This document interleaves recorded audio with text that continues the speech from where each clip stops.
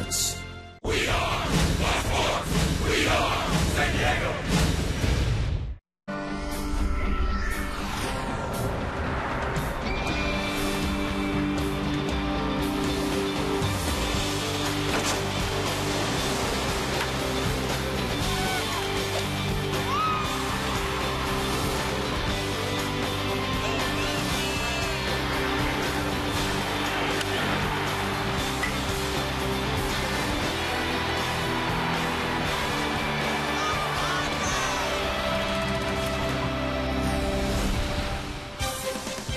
Well, after 4 hours and 45 minutes of baseball yesterday, it's going to take some loosening up to get ready for this one here today as the Padres and the Marlins will do battle in Game 2 of this three-game series. They went 12 innings, the Marlins winning last night by a final score of 9-8 as the Miami Marlins snapped that 8-game losing streak to the San Diego Padres, winning for the first time since 2010.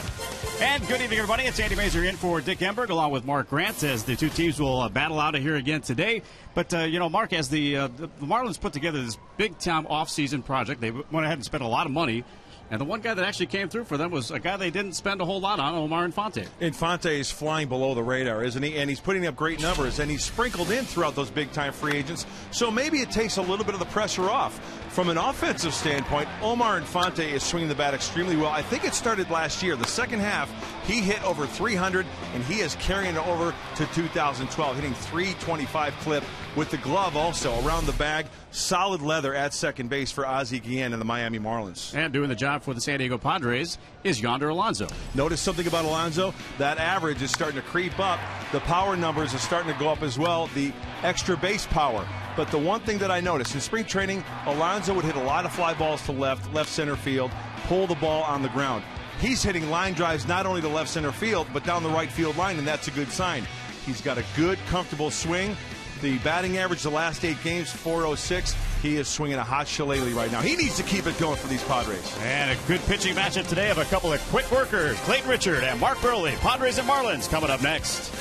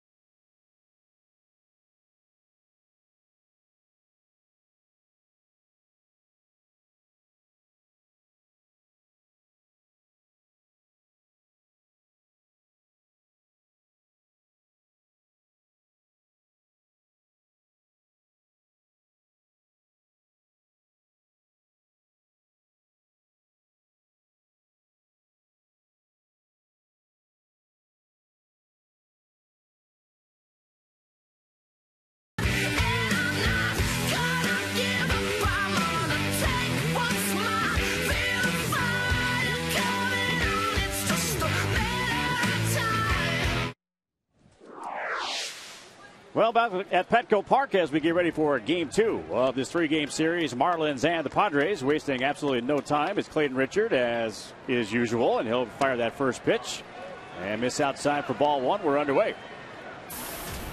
As Jose Reyes is the leadoff hitter, a 2 for 5 in yesterday's game. Richard again delivers, and that's a strike. 67 degrees on an absolutely gorgeous afternoon here at Petco Park. Now 2-1. See the numbers there on Clayton Richard, making his 6th start. Well, we talked about the right-handed hitters in the pregame show about facing Clayton Richard. And a bunt right out in front of home plate. Spinning on that one is Hundley, and throws him out. So Reyes is out number 1. And the rest of the Miami Marlins batting order: Emilio Bonifacio batting second. Hanley Ramirez will be at third base batting third. Austin Kearns getting a start. Cleanup spot in left field. It's Omar Infante with a couple of big runs batted in yesterday at second base batting fifth. Giancarlo Stanton will be in right field. Gabby Sanchez at first. John Buck will do the catching, and Mark Buehrle will be on the mound. So Reyes thrown out. And Bonifacio will take a strike. 240 hitter, no homers, and a couple of runs batted in for Bonifacio. And again, Richard is throwing some strikes, which is good to see early. Off-speed stuff early in the count is a big key for Clayton. Close one there, missing inside. Yeah, he works so quickly. Here's what I'm talking about. Clayton does a good job of burying the fastball inside, right? But that's by design. Smoke to second, but there is the O-Dog. Mentioned Orlando Hudson there at second base. Let's check out the defense here behind Clayton Richard. Out in left field, it's Jesus Guzman. David in center, Denorfia is in right. It's Headley and Bartlett on the left side. Hudson and Yonder Alonso on the right side of the infield. And the battery of Clayton Richard and Nick Hundley. So here is Hanley Ramirez, first inning yesterday with a towering laser beam type of home run. 3-run shot in that first inning off Anthony Bass. Richard is right around the strike zone. There's that first pitch breaking ball, just misses. Actually, Fox Tracks had that as a strike right on the black.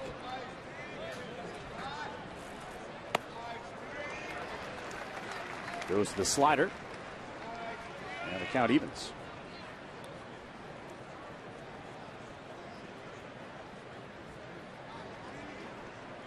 Ramirez at 198 on the batting average coming into this at bat.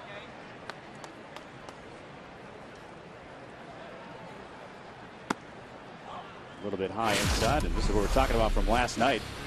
The pitch from Anthony Bass. It didn't get very high off the ground, Bud, but it went just far enough. He is so strong. And he gets into another one. That'll send Guzman back, and that ball's going to bang off the top of the wall. Ramirez will dig for second. There will be a play, and he is out. Excellent defense, says Jesus Guzman. Read it well off the wall. And they cut down Ramirez, trying to stretch the single into a double. And that'll do it for the Marlins here in the first. Nice play there by Guzman. And the tag applied by Hudson. Scoreless to the bottom of the first.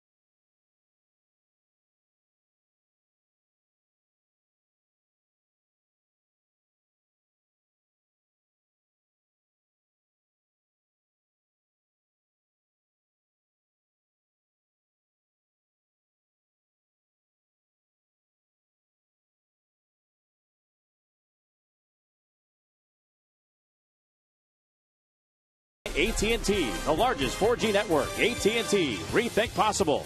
And by Petco, where the healthy pets go.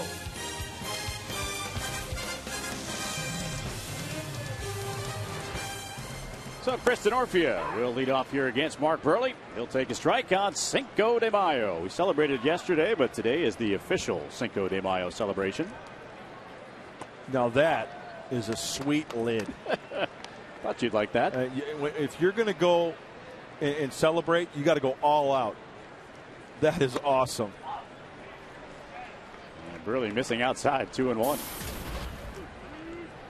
But nice for them to bring you an extra one. You can wear it during the broadcast. It'd be cool.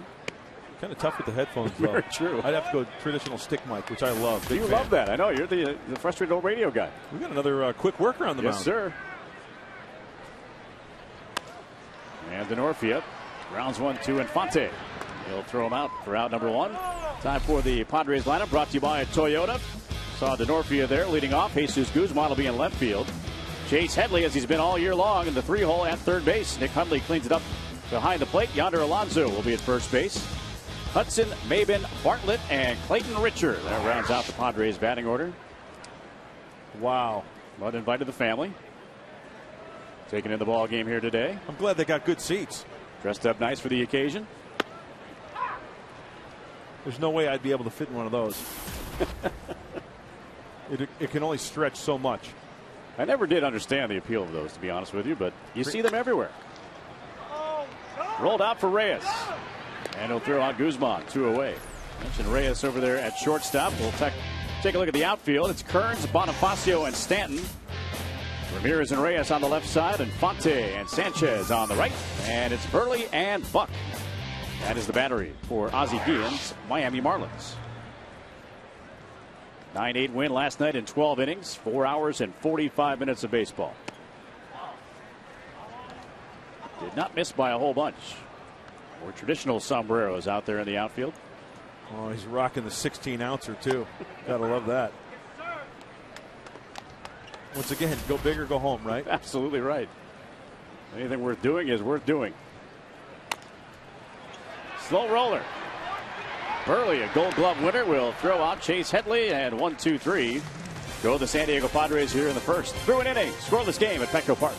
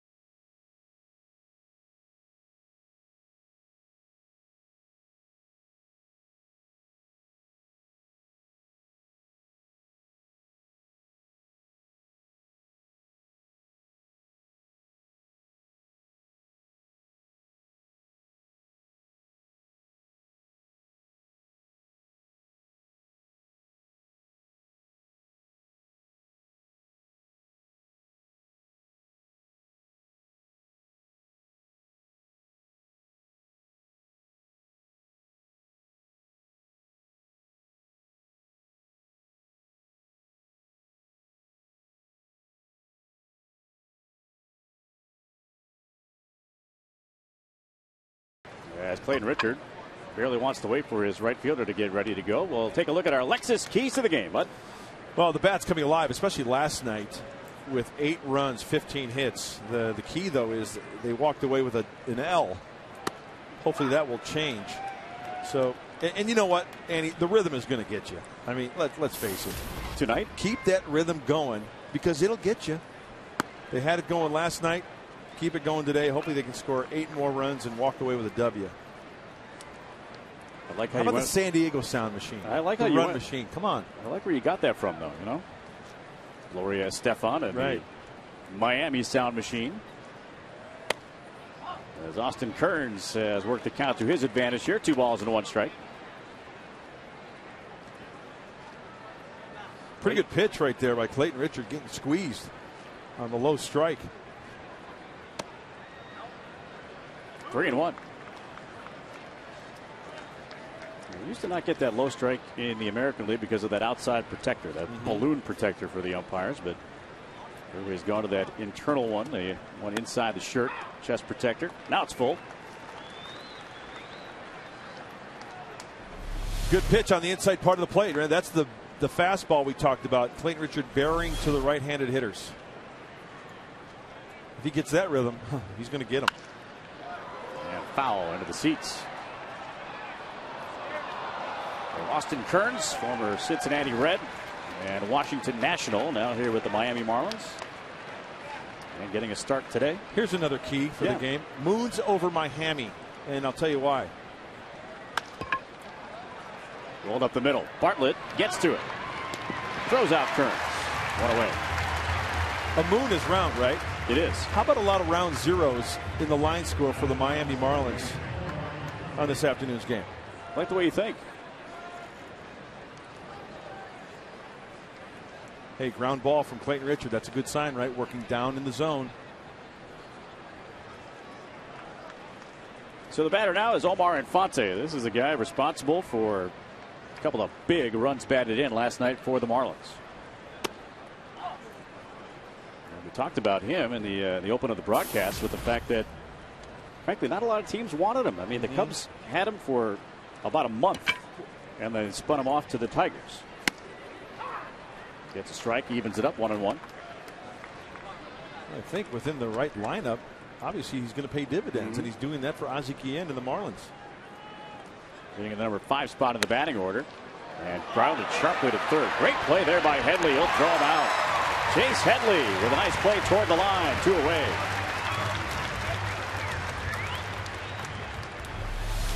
Chase Headley continues to do that voodoo that he do so well, taking away extra bases. To his right, plant, fire a strike. Nicely done. Picking up Clayton Richard. Another ground ball from the left-hander. So Giancarlo Stanton will come up and take a strike. Stanton also in that first inning yesterday hit a home run. A bomb into the bullpen in left center. Yes, it was. Fastball in here. Okay, move his feet a little bit. The velocity's good at 93. A lot of hitters are going to be asking for time. See how Stanton is because Clayton works so quickly. And there are those that do accuse him and other guys that work this fast of quick pitching. I like it. Do it until somebody says something, right? Yeah. Just got a piece of that right at the feet of Nick Hundley, the catcher. 2-2 now the count. And one of the things Darren Balsley, the pitching coach for the Padres, has mentioned that Clayton needs to do is kind of slow down the pace a little bit in between pitches. Got him to chase. And a strikeout for Clayton Richard. That's his first of the game. He has retired the first 6 in a row. Actually a single there by Ramirez. So he's gone in order here in the second inning. And we'll go to the bottom. Still scoreless.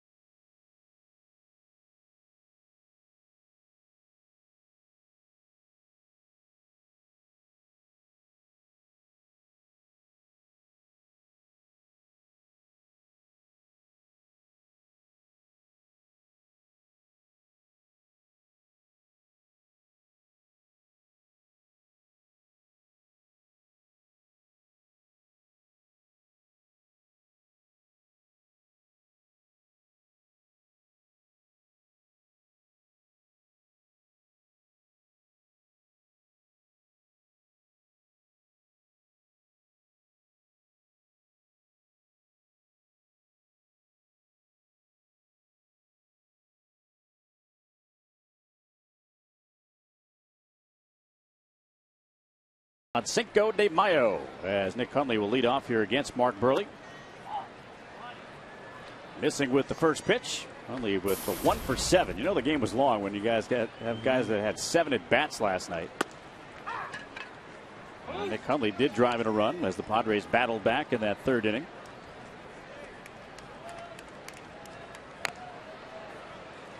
Really ahead in the count now, 1-2.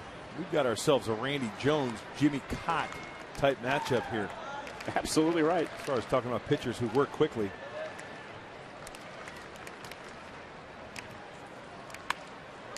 On the fist and out to shortstop.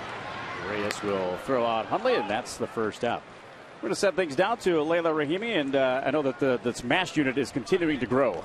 Unfortunately, Andy, in fact, Houston Street, we saw him hurt last night. He was put on the 15-day DL today because of a strained lat muscle. He talks about his frustration, and it's our Geico quote of the game. Grade 2 strain in my lat. It's in the muscle belly. It's not near the tendon, so looks to be DL at least, and then after that you just kind of go day by day. I'm not going to put a timetable on it. Miles Mikolas getting the call up from the San Antonio Missions guys in his place. Back to you. All right, Layla, thank you. Buddy Black having to do some shuffling of the deck out there in the bullpen. That's why they fouls it off. That's why they call it managing, right? Absolutely. Managing that scorecard, managing that roster. Josh Burns, A.J. Hinch, Fred Ullman Jr. all getting in the office and talking it out and seeing, you know, what the best solution is. We got a lot going on. It was a busy day in the clubhouse today. As Layla told you, Houston Street goes to the 15-day disabled list with that strained lat.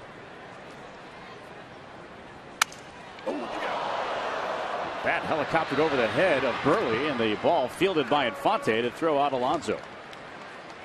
Wow. That was close. That bat, you know, Buehrle's reacting to the baseball. I don't even know if he knew that the barrel of the bat was coming towards him. He was going. See, he's going for the baseball. And luckily, the barrel of the bat clear of the Miami pitcher. Where'd he get it? Down by that pine tar, down by the label there. So here's Orlando Hudson. And Buehrle throwing some strikes. Both pitchers in a groove here early on in this game.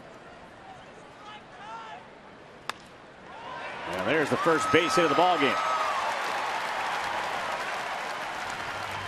Hudson's second hit of the series.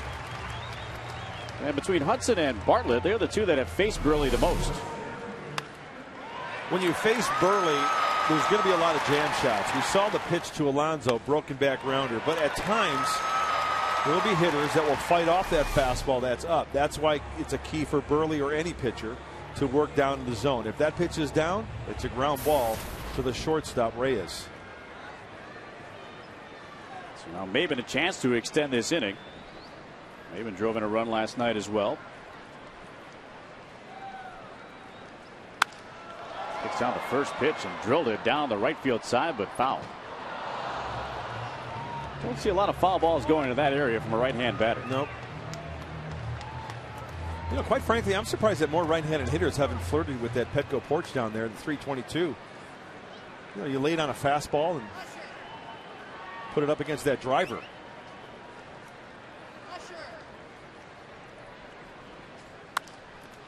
Maybe going that way again and out of play.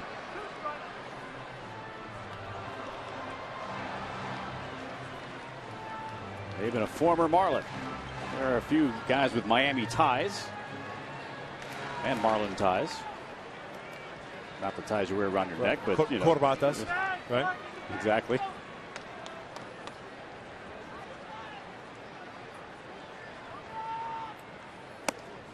And a waste pitch there. 1-2 down the count here on Cameron Maben.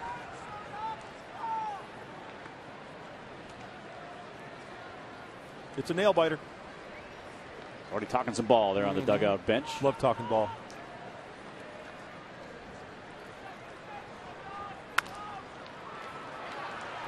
Ranging far to his left is Infante to make a nice play there against Cameron Maben. And the Padres done in the second. We're scoreless through 2.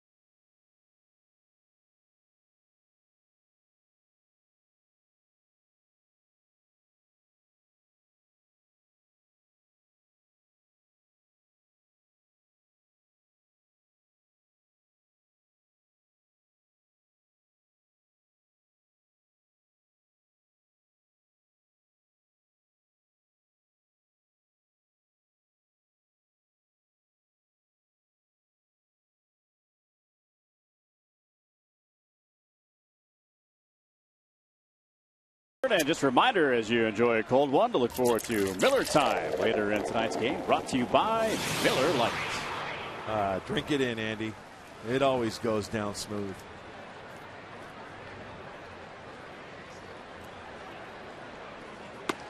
As Gabby Sanchez will take ball one. I keep hearing that somewhere. San Diego. Yes. I can't believe they're going to make a second movie out of that. Yeah. Anchorman 2. Love it. Too many good lines in there to get started on because we'll be here all night. Line shot, left field, turn Guzman around. It'll bang off the sign out there to the left of the pitch count scoreboard. Again throwing to second, and not in time this time. A good attempt there by Hudson to bring that ball from the outfield side of the bag at second to the bag. That was almost a carbon copy of what happened last half inning, or in the first inning, I should say. Sanchez gets extended. We talked about the fastball being elevated, but Guzman played it right. You know, at first, I don't think it was the best route, but a nice effort by Orlando Hudson. You betcha. Sanchez sliding to that infield side of the bag to make it a tougher play. So the second hit for the Marlins here in this third inning, and John Buck, the catcher, will come to the plate.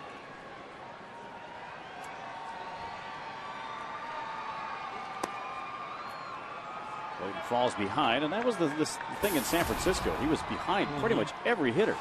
Behind deep counts. That was a first pitch sinker at 91. Now to keep the ball on the left side of the infield, maybe a breaking ball down and in. There's a little slider for a strike.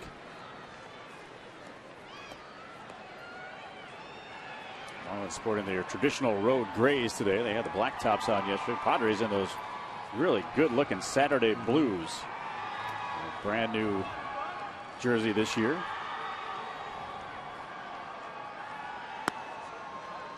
And again, Clayton falls behind. His former teammate Mark Buehrle waits on deck.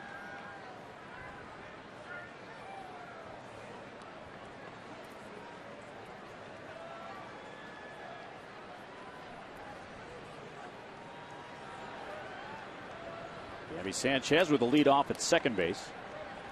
And a glance back there by Richard. 2-2. Got good life on the fastball. He does. 91 to 93 on the heater. The only bad one that he's located was that double, and that long single off the bat of Hanley Ramirez in the first inning. Other than that, he's been pretty much down in the zone, hitting the corners.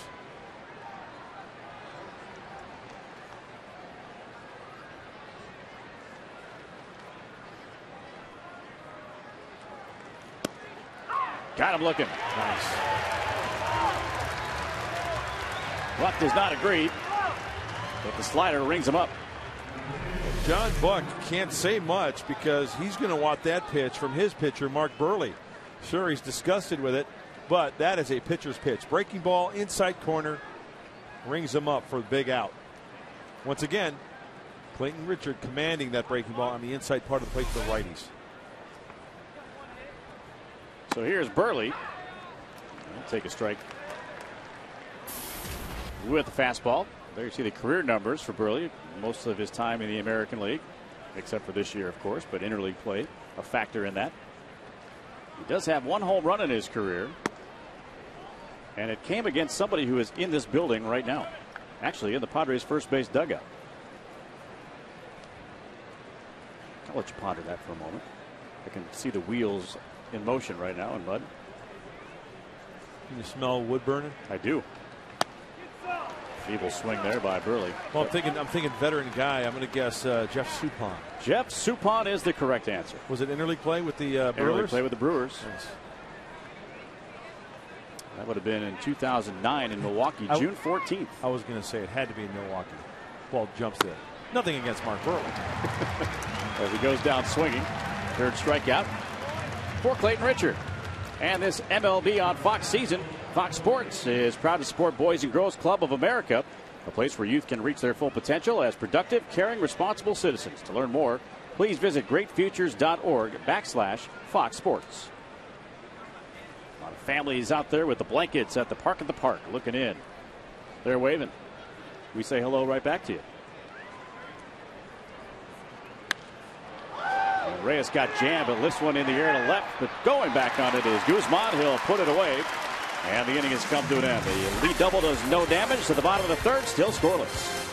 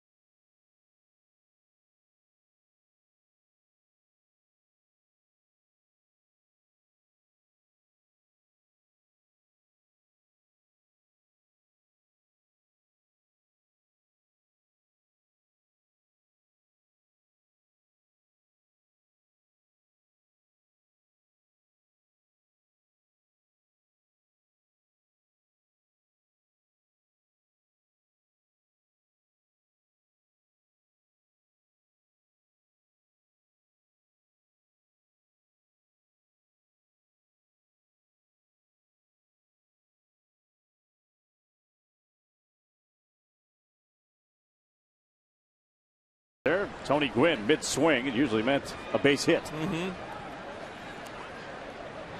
Scoreless game in the bottom of the third inning. It'll be fun to see Mr. Padre around the ballpark pretty soon here. Absolutely.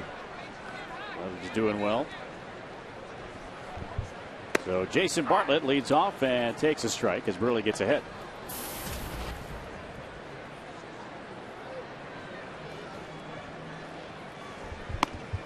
Well, Mark Sweeney is down by the dugout, and Mark Sweeney, I pose you this question: against pitchers like Richard and Buehrle who work quickly, did that disrupt your timing? Well, it does. To third for Ramirez, and he'll throw out Bartlett one away.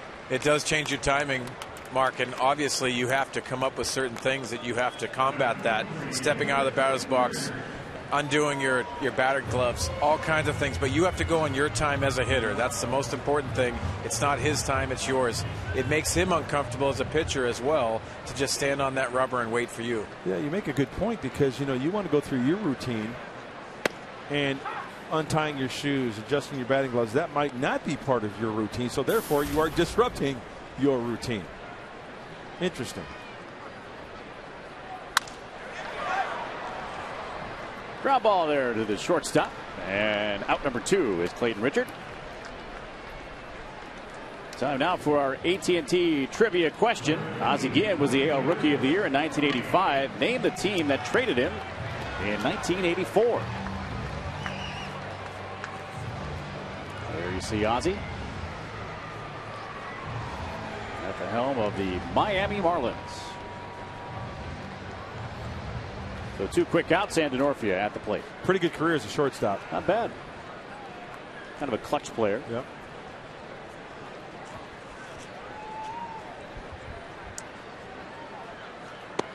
A little bit low on that one as Denorfia takes ball 1. One thing I've noticed about home plate umpire Gary Cederstrom, he does not call the low knee-high strike. Drilled into right center, but it's going to hang up. Stanton will reach up to make the catch, and in order go the San Diego Padres here in the third. We're through 3, no score.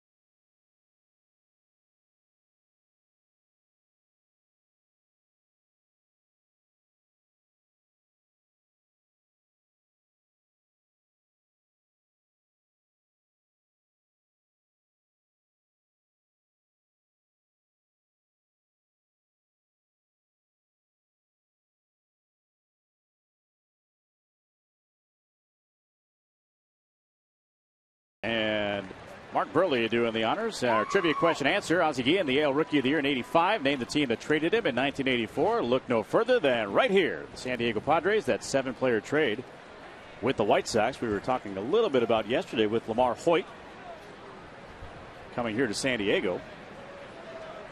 And Ozzie Guillen going to Chicago.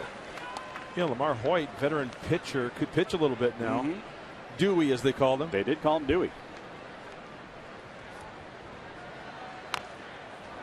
And Bonifacio will roll that foul. Clayton Richard in the driver's seat here, up 0-2 in this count. Carlos Zambrano, new Marlin this year. Slimmed down, and they say that his anger issues are not as large as they were when he was with the Cubs.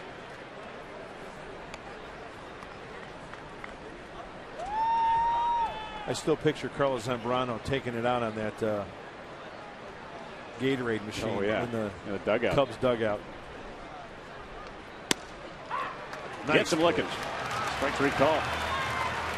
4 strikeouts for Clayton Richard. Bury it. Get it in there. Throw it with some authority. And he does just that to Bonifacio with the fastball inside corner. Nicely done. So Hanley Ramirez drilled that single off the wall and left. Well played by Guzman, and threw him out, trying to extend it to a double.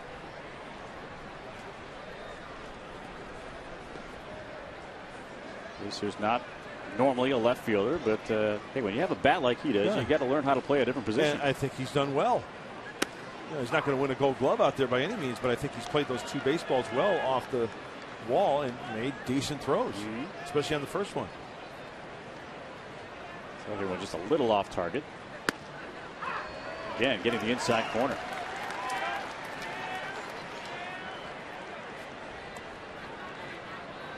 With that single, you can see the numbers there. Ramirez, in a very small sample size, has done quite well against Richard. Now 3 for 4.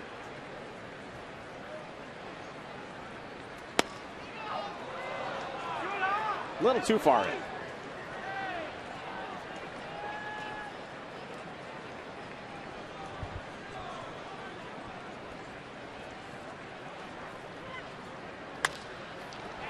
And that's going to get through into center. So Ramirez will stop there at first base this time. And it'll bring up Austin Kearns. It seems that even the ground balls that Hanley Ramirez hits are hard. You know what I'm saying? You know, he gets jammed once in a while off the end of the bat, but that's the key there, I think, is he got extended. And Clayton Richard at least keeps him in the yard, right? And at first base, keep the double play in order. Well, you and I were in the clubhouse earlier today talking to yesterday's starter Anthony Bass about that home run that Ramirez hit yesterday. And a base hit to right. Keep an eye on Ramirez. He'll try to go to third. DeNorfia coming up, throwing. Here's the tag, and he is out. Chris DeNorfia making the big throw and getting Ramirez at third. I was really surprised. Ramirez did not even break stride.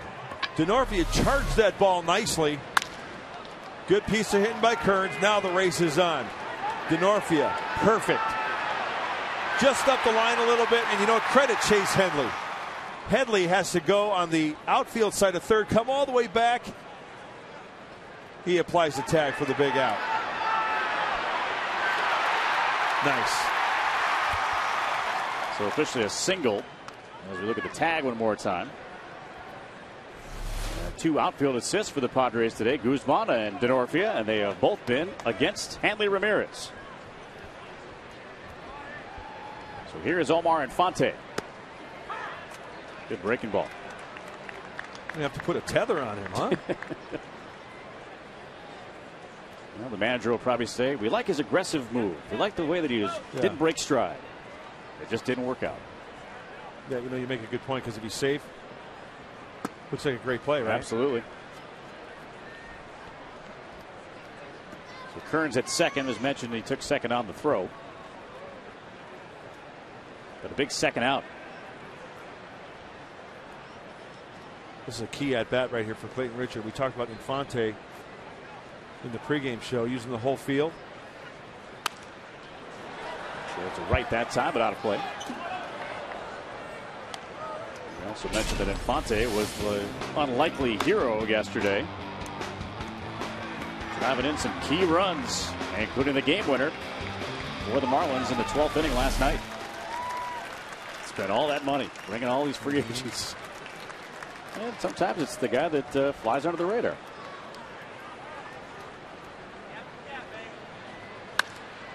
And that is trouble. Into the gap. It's going to get all the way to the wall. Kearns can walk on home. He will score. Infante will stop at second with an RBI double. 1-0 Marlins.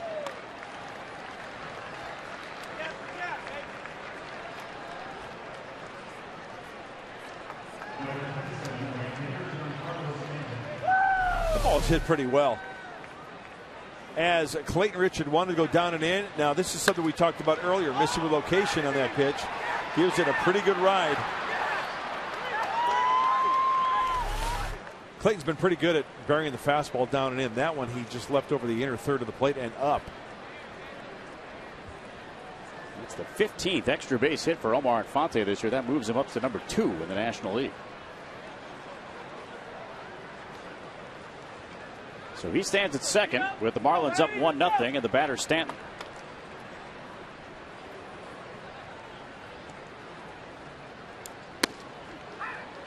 Gets the call on the corner. As you mentioned, Mud, it seems as though you're not getting the low strike, but you're getting a little bit of leeway on each side. Yep. Hey, and I'm fine with that if he's consistent, right? Seems like he's called the high strike as well. Too far out that time. So again, Omar Infante coming through.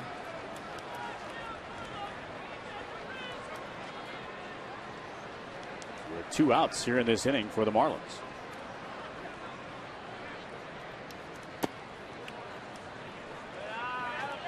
And Richard has fallen behind.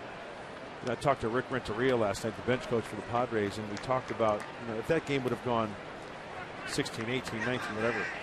He told me that Josh Spence was going to go as long as we could, take him for the long haul. And then he said, if in fact they had to go to another pitcher, it probably would have been Volquez because it was his day to throw. It would have been like a bullpen, to throw in a game. In the game, right? Volquez actually had to come in relief in a game, extra inning that type of game when he was with the Reds here in San Diego in 2008. That's going to end this inning on the fly ball to center. And that is done. It's done now for the Marlins here in the 4th. They do get a run and lead 1-0 to the bottom of the 4th.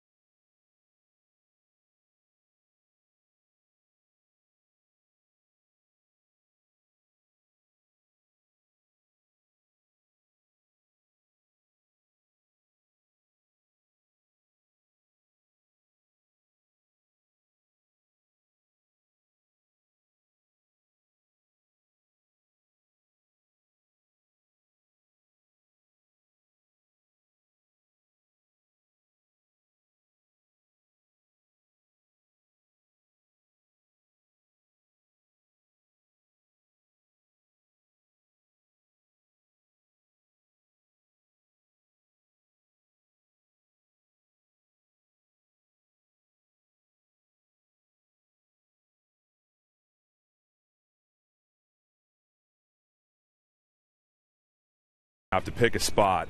and then just jump up for the ball. So hopefully at about full speed, it would be somewhere about here. A lot of times guys will get too close, and you'll notice that they don't get up as high as you think they should because they hit the wall on the way up. Exactly. So what you want to do is give yourself enough clearance so that you can get to your full height and get up over the wall. Instructional from earlier today during the Padres Live pregame show with Chris Denorfia and Mark Sweeney. And those are kind of lessons that I'm sure a lot of young outfielders can learn from. And this guy right here, Jesus Guzman at the plate, has made a couple of nice reads on balls off the wall, Mark Sweeney, and that's exactly how you're supposed to do it. Yeah, guys, we didn't even get to that. Obviously, there's all kinds of aspects playing the outfield. But Jesus Guzman, who is not known for being a great outfielder out there, he's done a nice job, and especially tonight playing those balls off the wall and throwing a guy out at second base. Yeah, there's, you know, the ball over your head, you have to get to that point where you give up on it and play the carom, right? Because if you go all the way back, that ball can carom off the wall, and next thing you know, it's an inside the Parker. You know, especially, Mark, with balls that are, you know, the only one that can back you up is yourself, and that's the tough part. If you go in the gaps, obviously you're going to have help when it comes to the center fielder and also playing the ball off the wall. And Guzman will take his base.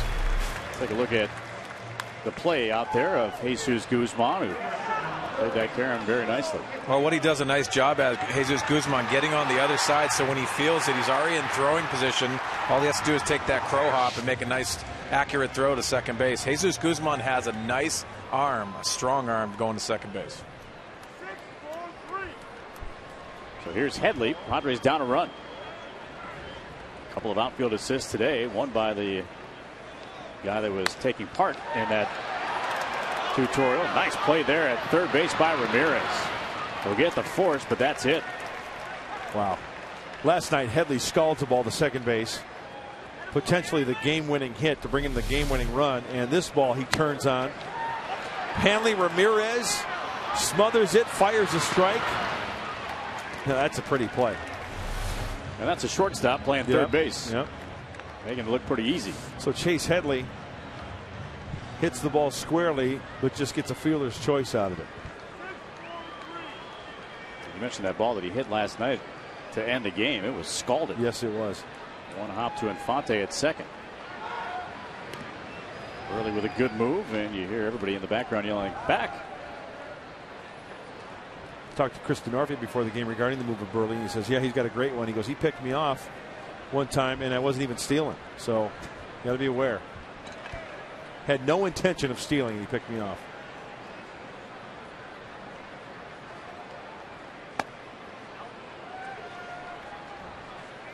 Mark Sweeney, part of that demonstration there, we were talking about, you and I were talking before even the pregame show today about Chris Young with the Arizona Diamondbacks when he went back on that ball here in center field and lost his glove over the wall because he didn't give himself that clearance that Denorfia was talking about. Yeah, and you do. You need to give yourself clearance. It's happened to me too before when you have those separated fences.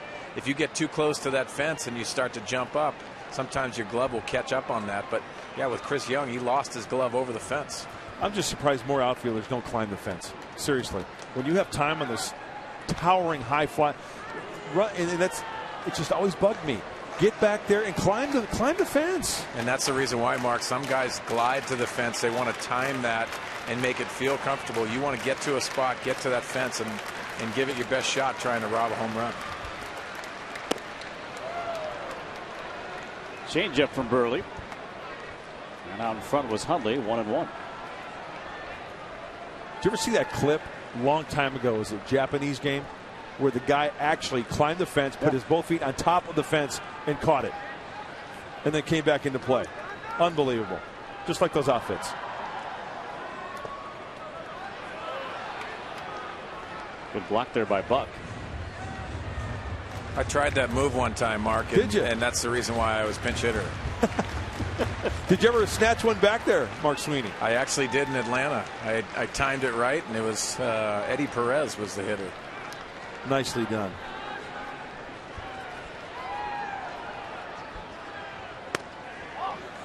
And now Headley will try to retreat and will get back to the bag safely. Started to move and then changed his mind about halfway down the line.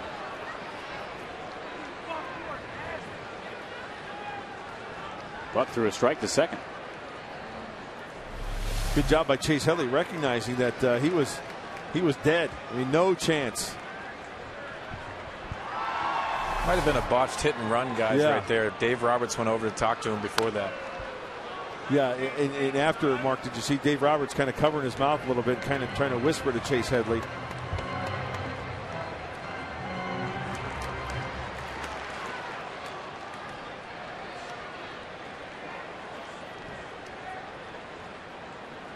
Now it's full here on Hundley.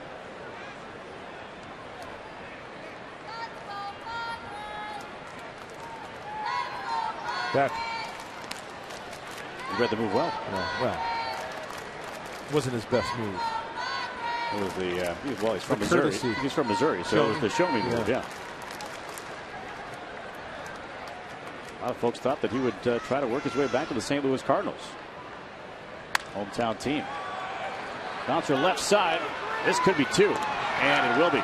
They go around the horn, 5-4-3. And the Padres are finished here in the fourth inning. We played fourth. The Marlins won and the Padres nothing.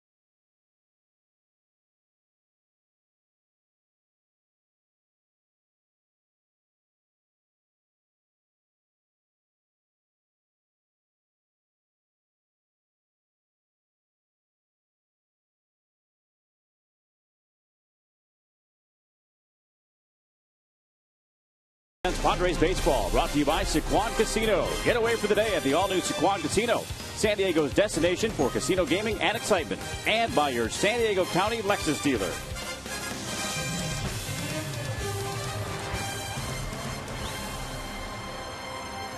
Well, here on Cinco de Mayo, folks watching from the Park at the Park, and Friday on Fox Sports San Diego, catch a new episode of Padres POV. Throughout the season, get an inside look at the team from the players' point of view. Friday at 3 on Fox Sports San Diego, presented by Sycuan Casino.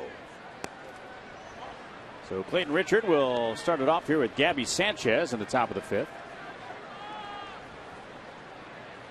Padres have managed just one hit so far against Mark Buehrle.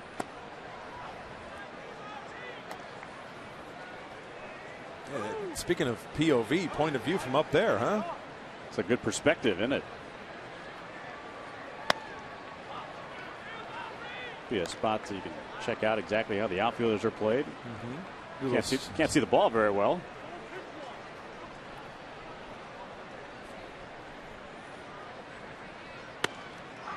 Gets a strike there on the 3-0 pitch. That was the one thing I remember coming here as this park was opening up, and not a lot of this was around. No. And a seeing eye. Base hit down the right field line. This could be two. And Sanchez will put on the brakes. Nice job by Denorfia once again to get to that ball quickly in that right field corner.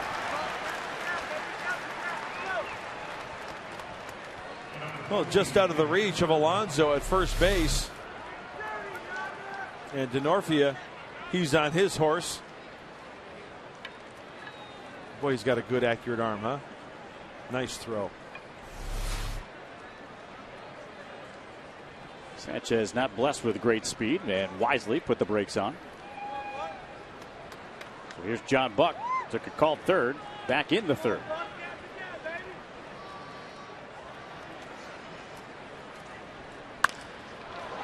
Outfield will be tested again as he's turned around, goes all the way back toward the fence. He's going to play it on the carom once again. Heading towards second now is Buck. He'll get in there with a double as Sanchez moves up to third.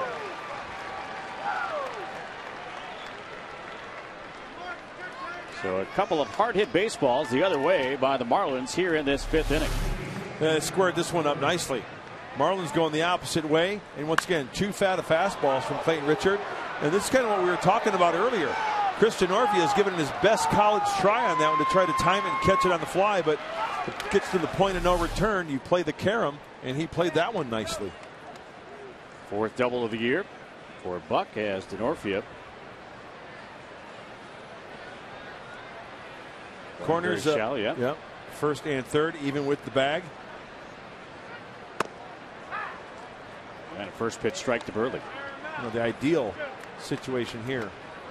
You know, one hopper, two hopper to Chase Headley. Orlando Hudson playing a little back halfway at second base. I want to try to avoid that high chopper. Right back to the mound. Freezing the runners. Lob throw to first in time. So big first out. Now back to the top of the order. Hey, broken bat. Clayton checks the runner. He's always in pretty good fielding position on the mound. It wasn't a seed. It wasn't a P-Rod. A little changeup off the bat, huh? It certainly was. So here's Reyes. See, they're 0 for 2. Ground out and a fly out. Alonso well off the bag at first. In on the grass. Slider for a strike. Interesting defensive alignment there. Pretty much with the same thing in mind here. Hey, breaking ball from the lefty to the righty. Heads up Chase Headley and Jason Bartlett. I mentioned the runner at third base, Sanchez, not with great speed.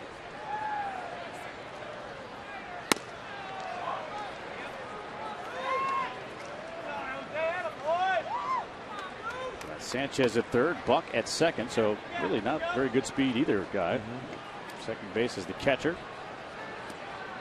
And at third base, the first baseman, and will take a meeting on the mound. While they chat, we remind you that tomorrow the Padres will take on the Miami Marlins at 1:05. You can get to the ballpark early and enjoy a special pregame ceremony as part of Military Spouse Appreciation Day, presented by Tri-West. Don't wait, get those tickets today. Padres.com, 619-795-5555.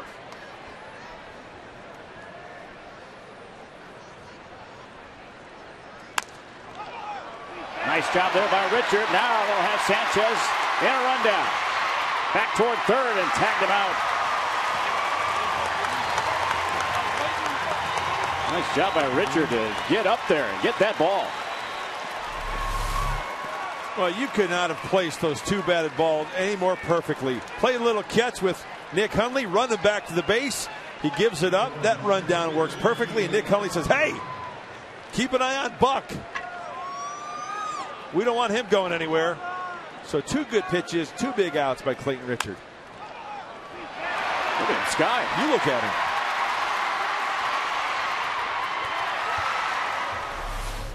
Buck does move up 90 feet to third base, but two outs now.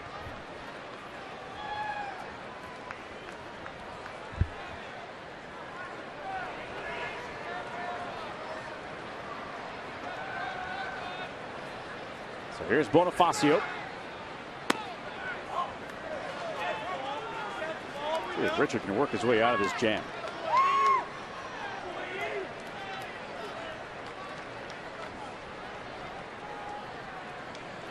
Runners at the corners.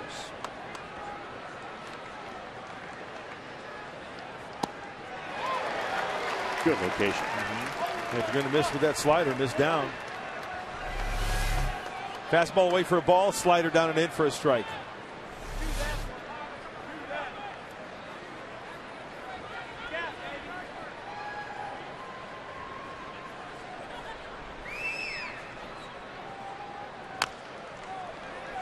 Again, gets in on it.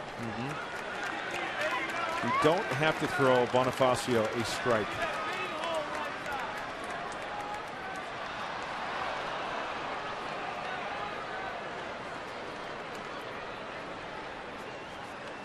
Marlins got their run in the fourth. Double by who else but Omar Infante. Clayton Richard trying to slam the door here and work himself out of some trouble.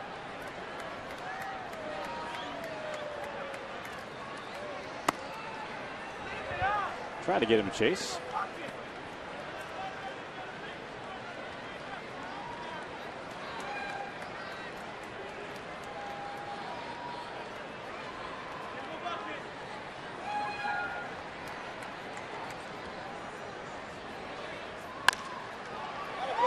Right to the shortstop. They'll go the short way and the force, and Clayton Richard fielding his position on a couple of different occasions here in this inning, including getting way up there to get the run at home.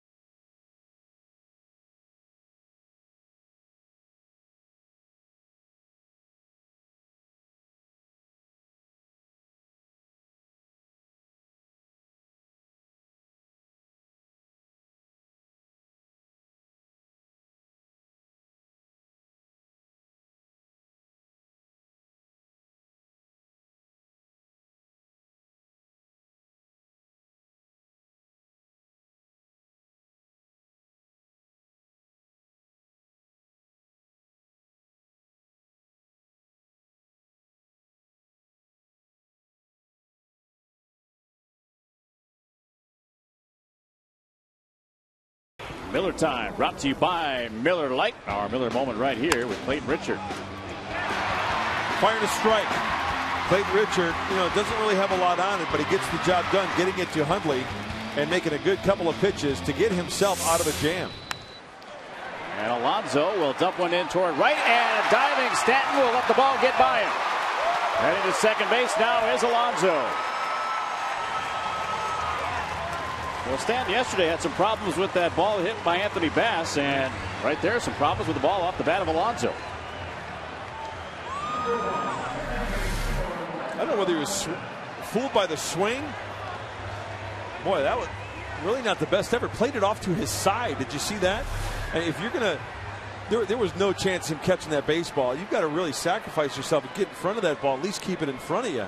He played it off to the side, and that's a break for the Padres. And another double for Alonso, his 10th of the year.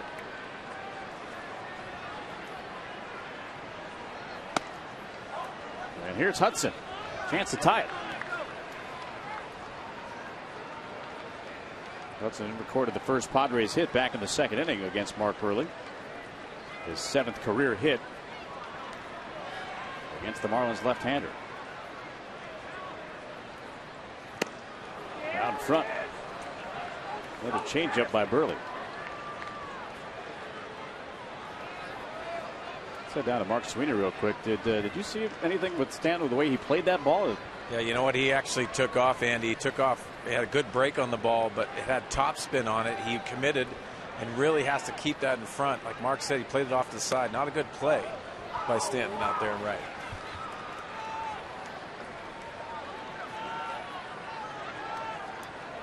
So Alonso the beneficiary of a double. has been one hot Padres player. 4 hits last night, a career high. Great block there by Buck.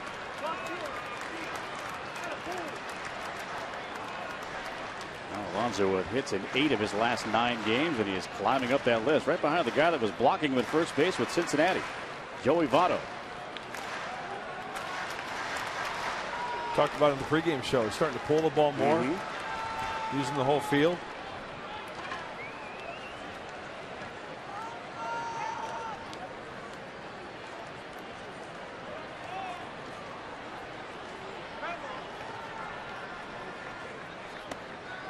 And that's ball 4.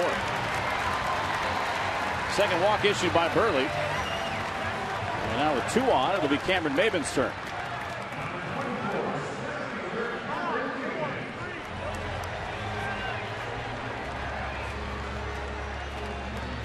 That double also by Alonso. The Padres had 6 doubles as a ball club last night. They were also 6 for 20, a .300 batting average with runners in scoring position. It's a good trend. It's a good number.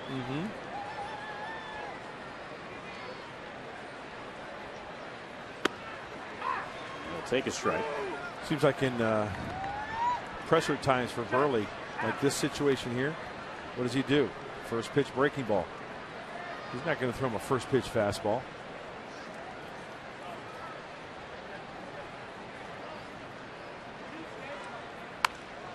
There's the fastball. And a good spot too, right in on the hands. There's Anthony Bass talking about his triple, I'm sure. With Tim Stauffer with his 70 pitch outing last night for Tucson. Means he's getting close.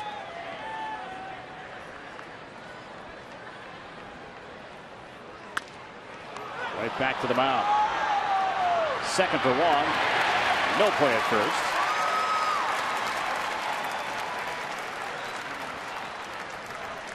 Hudson and Reyes got tangled up a bit there. Cameron Maben getting down that line, and not a bad feed. Ideally, you want to have that throw right above the bag. Good slide by Orlando Hudson. I don't know about the hug.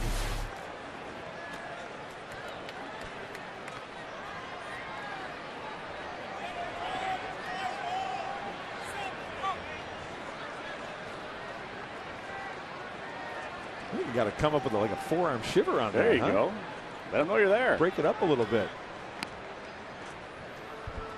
Maben diving back into the bag at first. So first and third now. Coming in hard there at second base. Now flexing that leg in the dugout.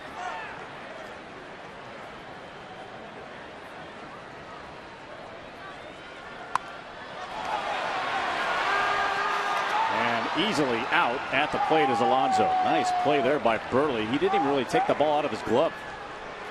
Just kind of flipped it, huh? Yes, he did. Pretty good athlete. Don't let his physique fool you, folks.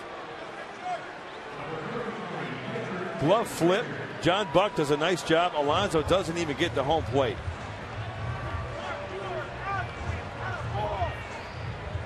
Now, I'm looking at that replay and I'm wondering if it was a squeeze play, because if it was, Alonso really didn't get a good break. Yeah, that's why I was kind of confused.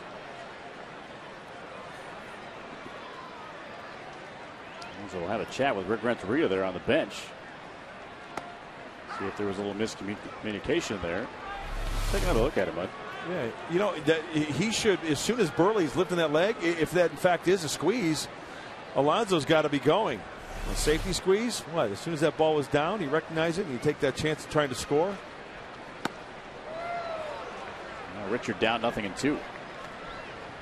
But he did not go as soon as Buehrle lifted that leg.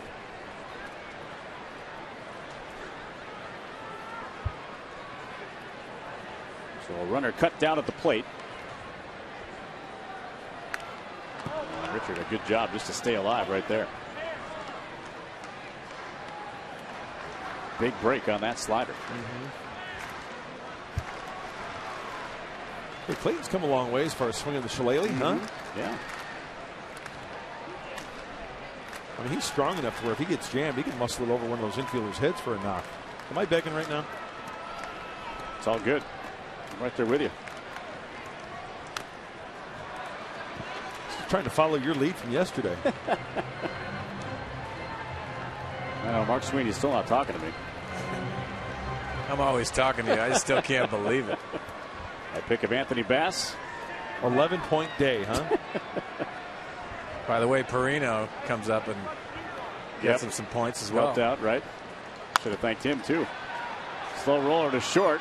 And a close play at second base, but out is Bartlett. And the Padres retired here in the fifth. We're through 5, 1-0 Marlins.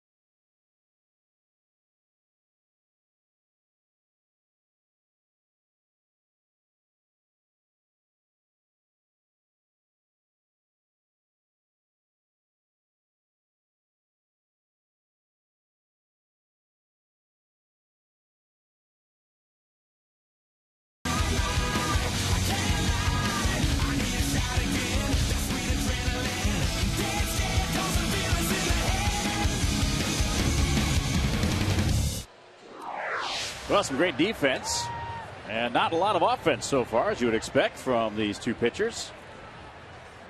1-0 lead for the Marlins here into the 6th inning as you look in from the Tony Gwynn statue out at the Park at the Park. You know, the one thing I noticed in this game early on is how many times have we seen a ball hit back to the pitcher?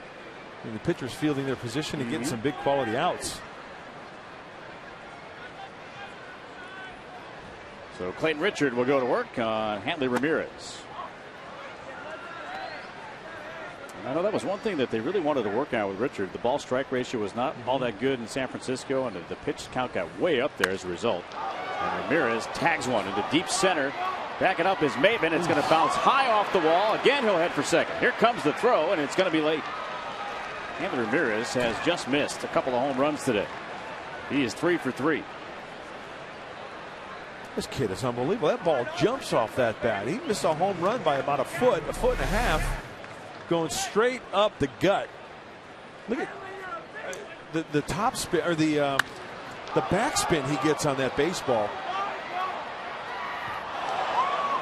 Wow. Talk about getting extended. 4th double for Ramirez. We kind of go back to our conversation we had with Anthony Bass in the clubhouse. He just said, all he said was, man, that guy is strong. Speaking of Ramirez. Good pitch to get ahead of Austin Kearns. Well, it seems like when in doubt, as you pointed out, he's going to the slider. Yep. Which is Anthony Bass went to the changeup last night. Seems more sliders for the off-speed pitch today for Clayton than the changeup, and the fastball's in.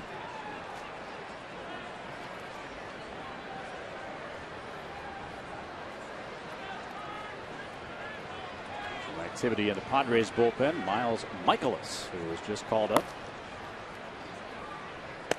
from Double-A to replace Houston Street with that strained lat muscle in the right shoulder area. So Michaelis with some closing experience in the early time of his career in the minors. Will be making his major league debut when he comes out there. Slow roller again. Fielded cleanly here by Richard. Low throw. And dug out nicely by Alonso.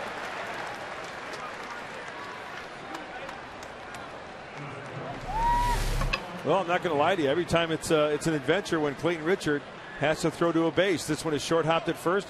A nice job by Alonso saving his pitcher an error and possibly a run. And that ball gets by Alonso. Ramirez probably scores. A lot of his momentum was heading toward that bag at third. He had to put on the brakes very quickly to get back to second. He could not afford to be thrown out on the base pass again. He could have had the hat trick. So here's Omar Infante. Now with one out and a man at second.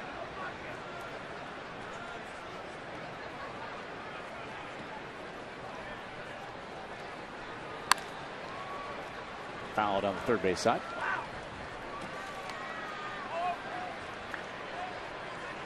Pitch count starting to get up there a little bit as a happy young customer with a souvenir.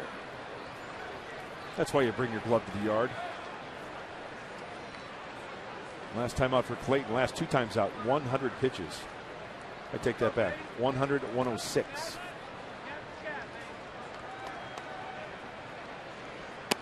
It worked underneath that one, Wood. Did you notice that? Arm angle kind of dropped just a little bit, and that last pitch was flat. And there's the breakdown. Nice job in the 6th inning. So far, only 8 pitches.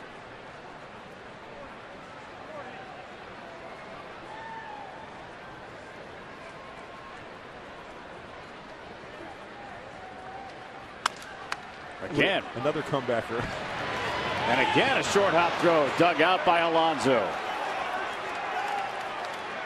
Well, that's 2 dinners. Richard's going to owe Alonso there.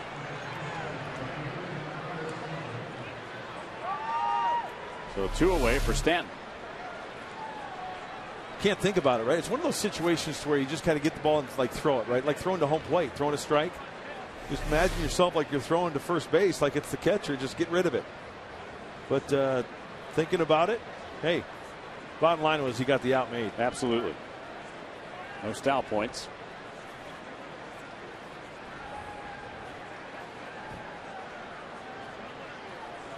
So not out of the woods yet here with Stanton.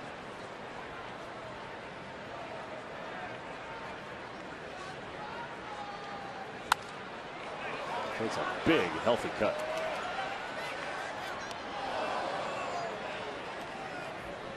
You talk about Ramirez being strong. This guy can hit a ball a country mile. Not sure how much a country mile differs from a real mile. I was just thinking about the same thing. Things you kind of ponder as you say them. You think, yeah, I wonder how much difference there really is. It's like a city block versus a regular block, right?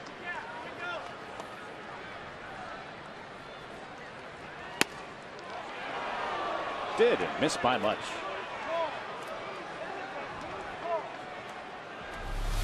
Well, let's check it out. It looked like it was maybe in a little bit, huh? Good call. Count evens now.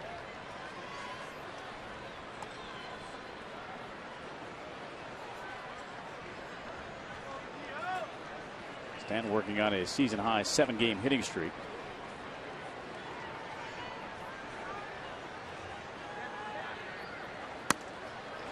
Buzzed him inside again.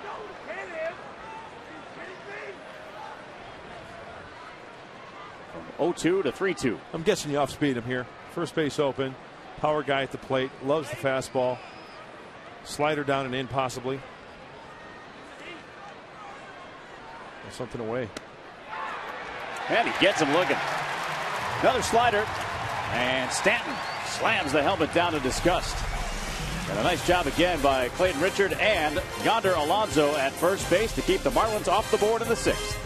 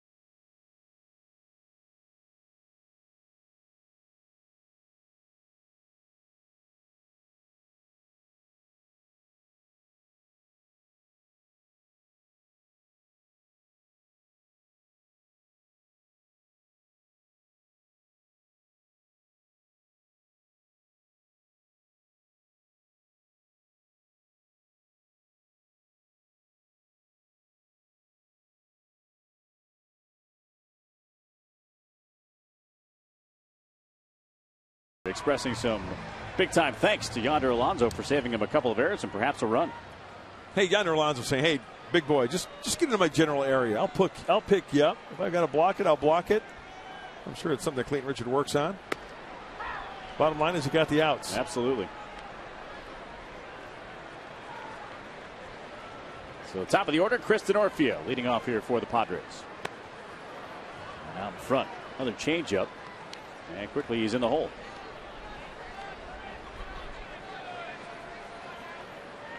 That's an amazing look at those numbers right there. 14 groundouts and 1 flyout.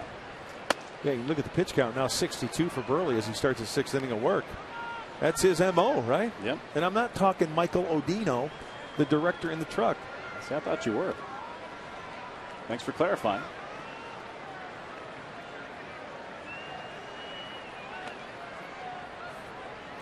That is his modus operandi. Correct.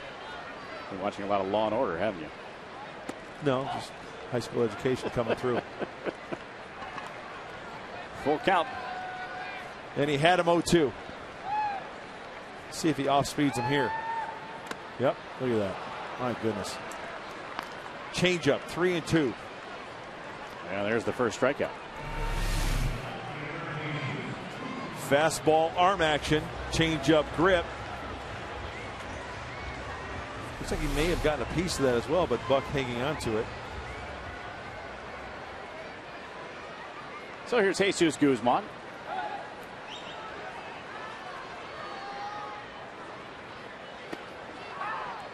That was a lollipop curve right there in for a strike. Gentleman, youngster there rocking that old school Padre look. Oh yeah, that's the late 80s. The orange SD. Yeah.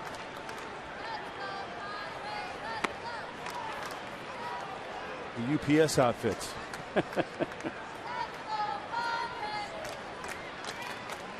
Nothing against UPS. No, not at all. I've got a lot of good friends who work for UPS. Hard workers. Absolutely. Love when that big brown truck pulls up in the driveway with all the goodies. Best time of the day.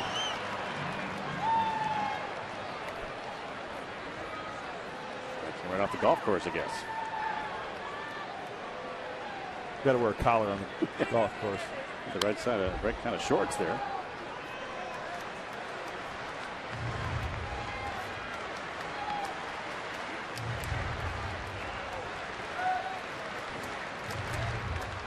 Padres with just 2 hits. I wonder when the next one's going to come. Maybe right here. Just holds up on that curve. Yeah, that's a tough pitch to hold up on, because out of the hand it looks like it's going to be about belt buckle high, maybe thigh high, and it ended up just above the shoe tops. Change up right here, I'm betting. Off the glove of Ramirez. That's a fair ball.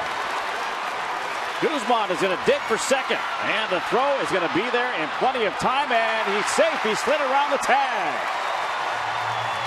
Ozzie Guillen coming out of that third base dugout.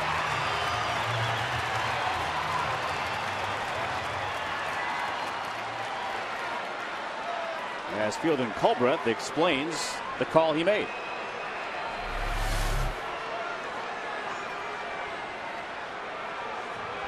You know what the argument's going to be from Guillen as we take a look? He's going to argue, hey, the tag was there, the ball beat him, my infielder put the tag down, right? But let's see if he... You know what? He avoided the tag. He did. There's a difference, I think, when a runner goes in and just gives himself up, right? You know what I'm saying? If a runner just runs in there, just a good old traditional slide, and he misses him with the tag, the umpire is probably going to bang him. But because Guzman made an effort to take his foot and avoid the tag, I think that's a great call. Yeah. Because Guzman did not surrender himself. He did not give himself up. Because there are many times when a runner will just slide into, okay, I'm just giving myself up. The tag's down. The guy might not even touch him. You bang him. But because of his effort to try to get out of the way, I think that's a good call. Give Fielding Culbreth some credit there. Yeah. A lot of umpires will just call you out when the ball beats you. Watch Guzman's front leg, okay? He recognizes the tag. He does the old switcheroo. And he puts, that's a great move. It's a very athletic move. Thinking as he's sliding. And there's a base hit into center. Charging at Bonifacio. Gotta go. Guzman heading toward the plate. Here comes the throw up the line, and it gets by Buck. We're tied at 1 on a single by Headley.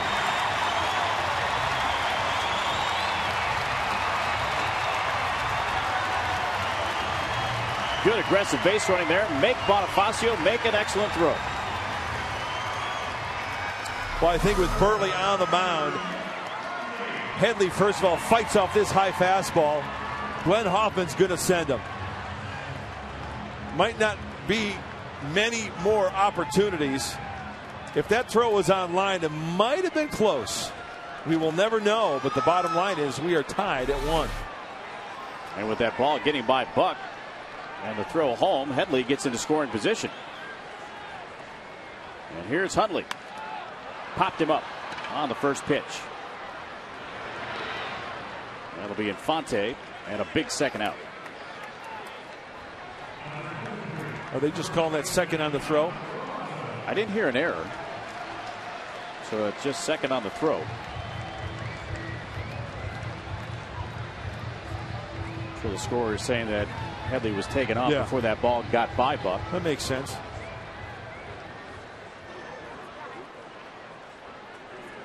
So now Yonder Alonso with a chance to put the Padres up. Smacked to the left. Kearns got turned around, but he'll react and adjust and make the catch. And that'll do it for the Padres here in the 6th inning. But they get the tying run across. The double by Guzman and a single by Chase Headley. And we're tied at 1 after 6.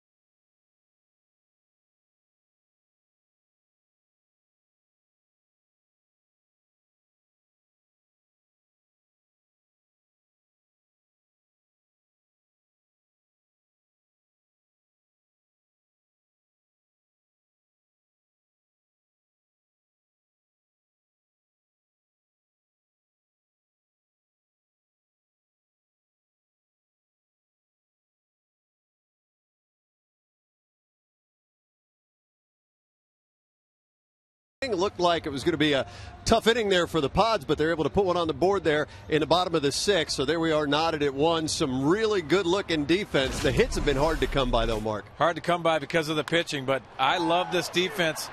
You got to learn not to pimp it when it comes down to Petco Park. Nice job by Jesus Guzman getting Ramirez at second base. Big defensive play. For sure. When we see in the post-game show, we're going to talk about the pace of play. Both pitchers really working hard. A little bit more of the defense, and you're going to hear from the manager, Buddy Black. We'll see you in the post-game show, guys.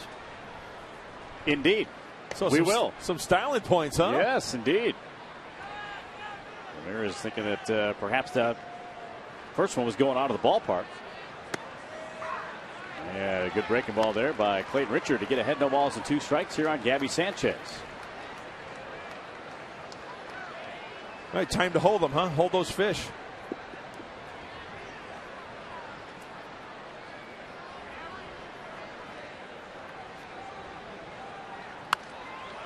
And a foul out of play. Well, that's a good sign. That last fastball, good location, tying him up, but 94 miles an hour as Dale Thayer, our pregame guest, heats up. We thank Dale for taking time out of his busy schedule to be our guest on the pregame show. Love the mustache. Oh, old school. He could be one of those players where you wear the old wools with the old wool cap and going back like the late 1800s. I don't know. The mustache reminds me of Dick Tidrow. Mm-hmm. Dirt. Uh-huh. To first base. Alonso needs no help there. And one away. First time Sanchez has been retired. Here's the catcher, John Buck. Yeah, there are certain looks that just remind you of days gone by. Mm-hmm. And that's one of those looks. And of course, Raleigh fingers, right? Yeah, that takes some. Talk about styling. It's got to take some work. That's a big league mustache right there.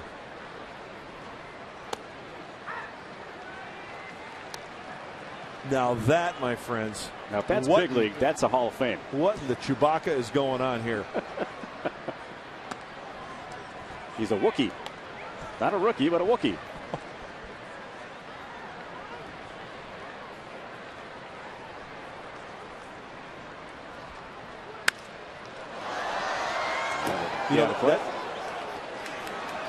Yeah, that's a guy with that beard that he's never going to go hungry.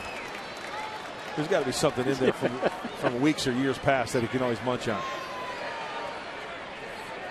You ever wonder where the car keys are? Maybe they're somewhere there. Nice. Yeah, it's a strike three call. Ball's right down the middle. Yep. So 2 outs. And a reminder, as we look at this replay here. Right down the dish. If you're hitting the road, you can take Fox Sports San Diego's coverage of the Padres with you this season. Subscribe to MLB.tv today to see every Padres out-of-market game live online or on your favorite devices in HD quality. Visit Padres.com to order and get more details. MLB.tv, baseball everywhere. And Richard working quickly and effectively here and gets ahead of Mark Buehrle.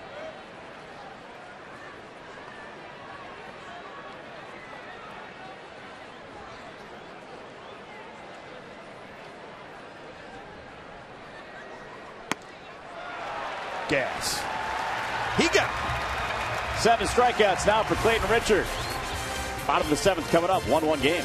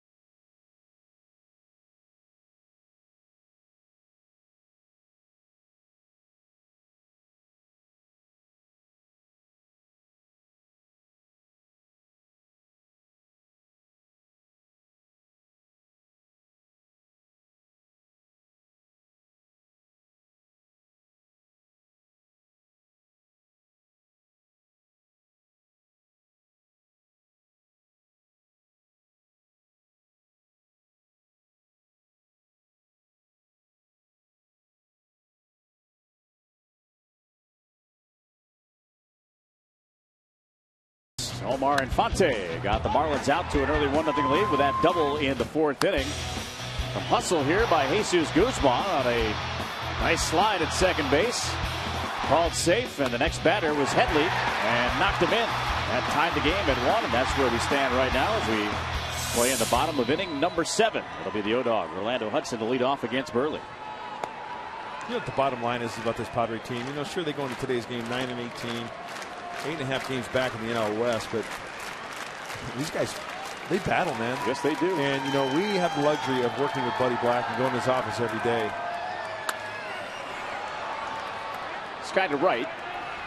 And Stanton will pull under it and make the grab for out number 1. He says these guys care. They bust their tails. Yes, they do. Well, fans, you pick the uniforms. Now pick your game. Friday, May 18th, Padres will wear their brown and gold 1978 uniforms against the Angels. Get to the ballpark early. Enjoy a 70s-themed pregame party presented by Verizon Wireless. The party will start at 5, first pitch at 7:05. Tickets for all 3 retro nights with the Padres Retro Mini Plan at Padres.com or 619-795-5555. We'll take you back to 1978. Stanton turned on that one and now recovers and stumbles, but yet makes the catch out there and right. 2 away. Where were you in 1978? 1978. I think, let's see, I was in 4th or 5th grade. What about yourself? I was a sophomore in high school. Okay, you're old. Yeah. Great years, though, man. Oh, yeah. Great baseball years. The formidable years. You know, you ask any baseball fan, you know, in their opinion, the greatest years for them. It's going to be when they were like from 8 till 16, 17. Way out front. Think of where you were a 9-year-old, and then in between that 16 year, you know, 9 and 16. Those are the greatest years for me, especially. Yeah, you paid attention. You collected baseball cards. You know, you did your thing. You played the game. What publications did you subscribe to growing up as a kid? I had Baseball Digest. Awesome. Absolutely. Love Baseball Digest. Sports Illustrated. And those were the key ones. As Buehrle gets another strikeout. And the Padres are done here in the 7th inning as they go in order. 1-1 to the 8th.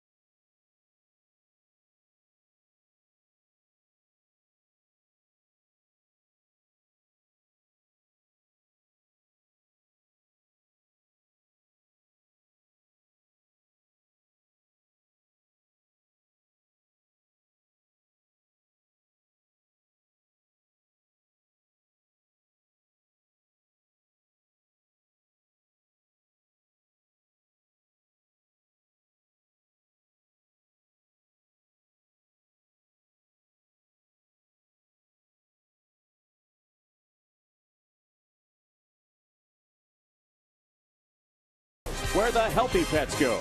And by the all-new Mazda CX-5 with 35 highway miles per gallon.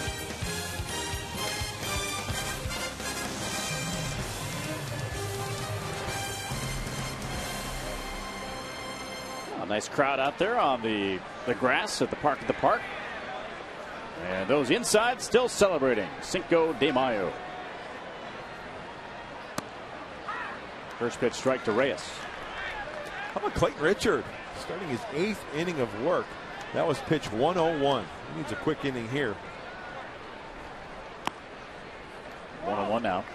We talked about that in the open of the broadcast too, about the fact that Clayton Richard needed to pitch deep into this game. After all, everybody got used in the bullpen last night.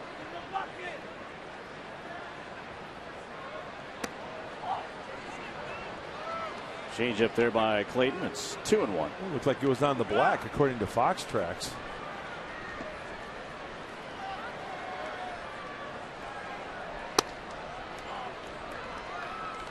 close one, 3-1.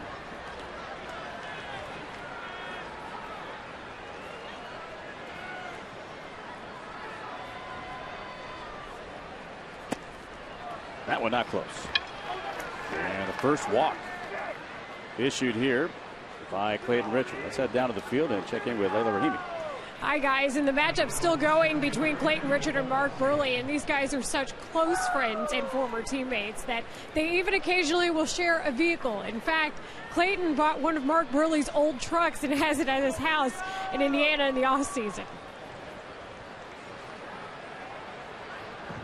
Hope he kept the receipt, you know, just in case something was wrong with it.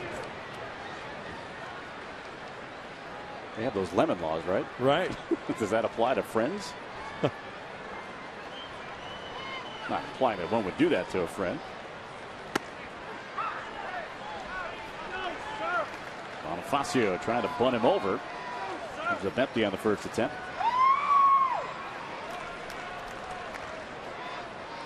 Cody Black has to be happy with the outing so far.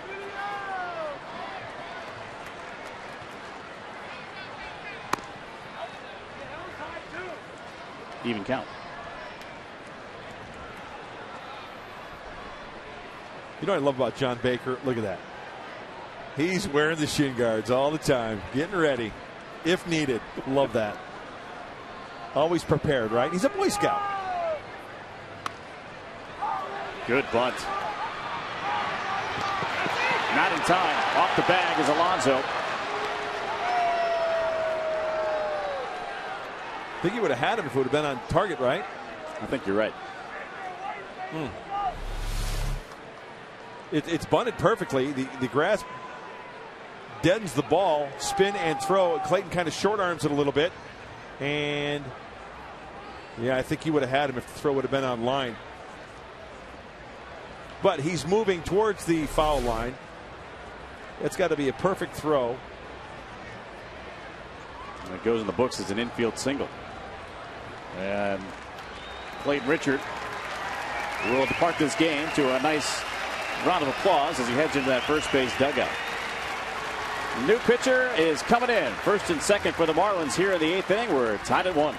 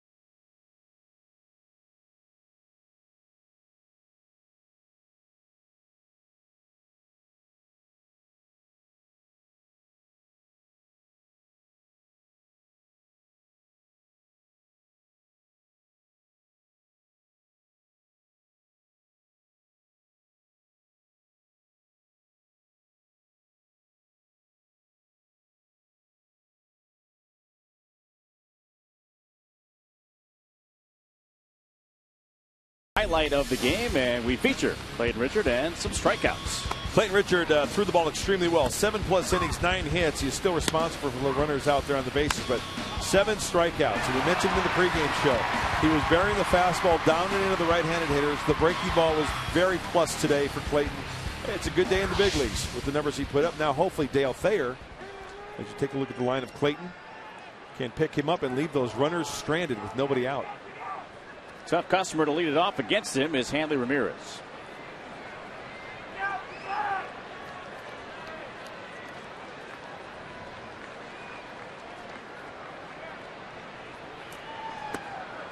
Starts him off with a breaking ball. Yeah, a hanging slider, and he got away with one, but he is ahead 0-1.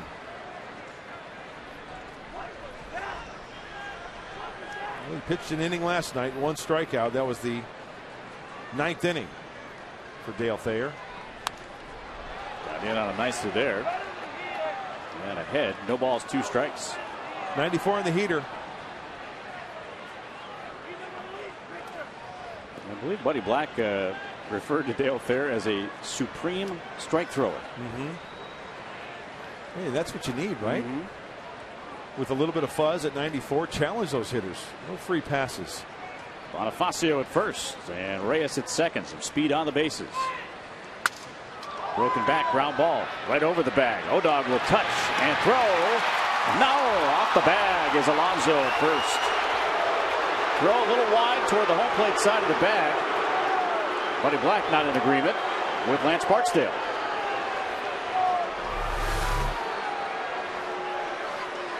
I thought the ball was going to hit the bag. There's the force play, and yeah, he was off the bag. And he didn't come down on the bag. I think that's the right call. Off the bag, didn't come down on the bag.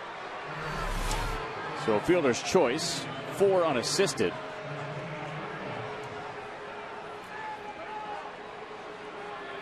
Buddy Black not exactly happy with that explanation from Lance Barksdale. So 1 out, now runners at the corners. Reyes is at third, and Ramirez at first.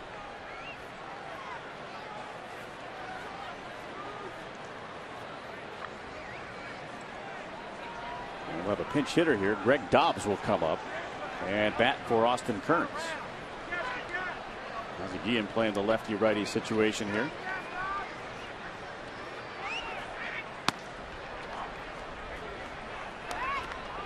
I'm with you. When that ball came off the bat, it was a broken bat. I thought it was going to hit the bag. I did too. And great concentration on the part of Orlando Hudson, don't you think? Absolutely. Having to concentrate on that ball over the bag.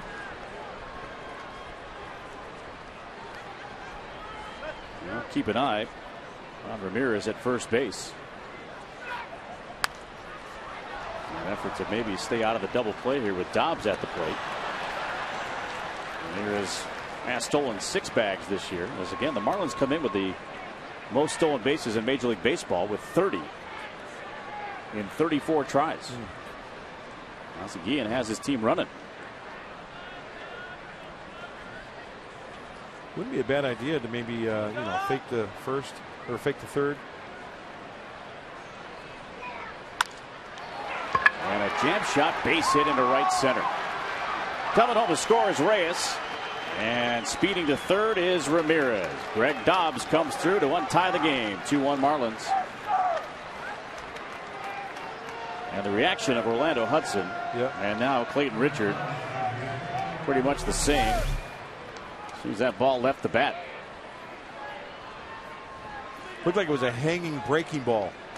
And Dobbs, he's got pretty good command of the strike zone as a hitter. He fights that one off because it was elevated.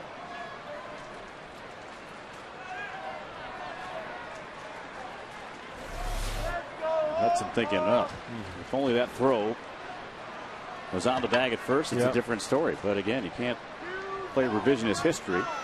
Just got to get the next guy out. There's the move that you requested.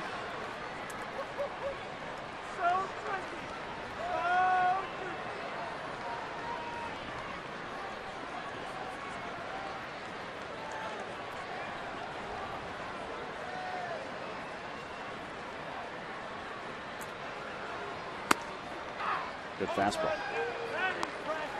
A low 3/4 arm angle. That ball's got a lot of run on it. Good pitch from Dale Thayer. Look at that view from the manager's office there in the dugout, right there by the steps. Gives you a good view of everything. Getting a fly ball to deep center. That should be deep enough to get Ramirez home, and in fact it will be, as he'll tag from third and score. Sacrifice fly on a run batted in for Infante. And now 3-1 Miami. Another RBI for Infante. I was going to say, that guy's a little pest, isn't he? I mean, he just gets the job done. with the bat and the leather. That's why he's got that big smile on his face. 2 RBI today, 2 RBI yesterday. And Stanton will take a strike.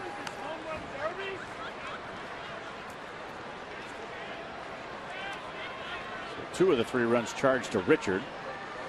Third one, the responsibility here of Thayer. Could not pull the trigger on that slider. So good effort by Clayton Richard. His team needs to score a couple runs to get him off the hook. Yeah, I thought he threw the ball extremely well. You know, the pitch count, he's doing a good job. Got him into the 8th inning. Check swing, and there goes the runner. And good throw on the bag in time. Nick Hundley guns down Dobbs, trying to steal the bag there at second base. But the damage is done. A couple of runs in as Hundley prevents further damage. 3-1 Marlins to the bottom of the 8th.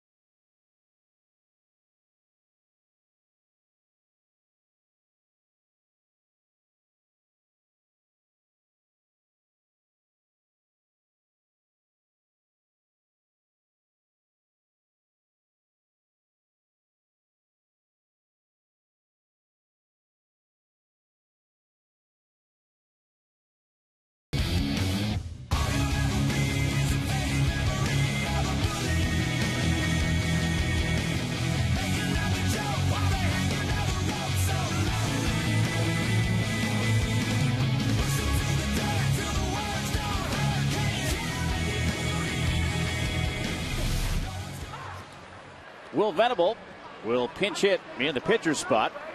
As you see, Greg Dobbs, who came on as a pinch hitter, now in left field for the Marlins.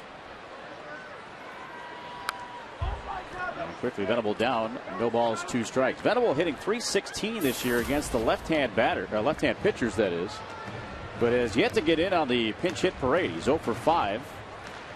And the Padres lead the world, and at least the National League, with a .395 average in the pinch. And now strike 3 call. Late call there by Cedarstrom. Very late. I actually thought that ball was off the plate a little bit too. Big looping breaking ball from Buehrle. Yeah, clearly off the plate.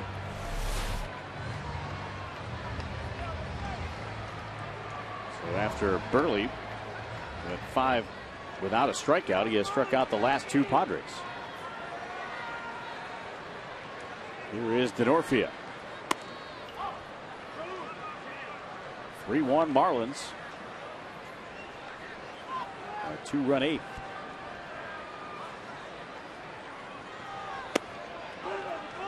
Buehrle's going to keep the ball away from Denorfia. It's getting late. Give him right field, give him right center field. Don't want to leave anything soft, middle in, something he can jerk out of this ball yard. 2-1.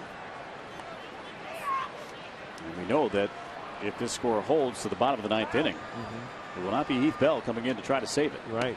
Ryan Webb is going to close this one out if, in fact, it gets to that point, according to Ozzie Guillen.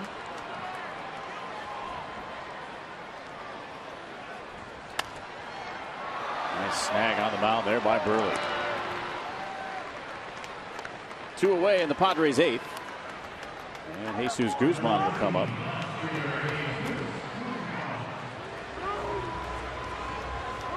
Not sure if this is some type of routine out there in the Marlins bullpen or not, but they're all standing. Everybody's standing. No one's throwing, but everybody's just standing up. Just stretching the legs a little bit, huh? A few guys sitting there. Looks like it's the guard, the cavalry right there, protecting the goods on the bench there. Those benches out there, they can get a little cold too. That's true. There's Heath. Did not enjoy the homecoming yesterday, at least on the field. I'm sure he was very happy to see his family. Saw his son was with him in the clubhouse yesterday.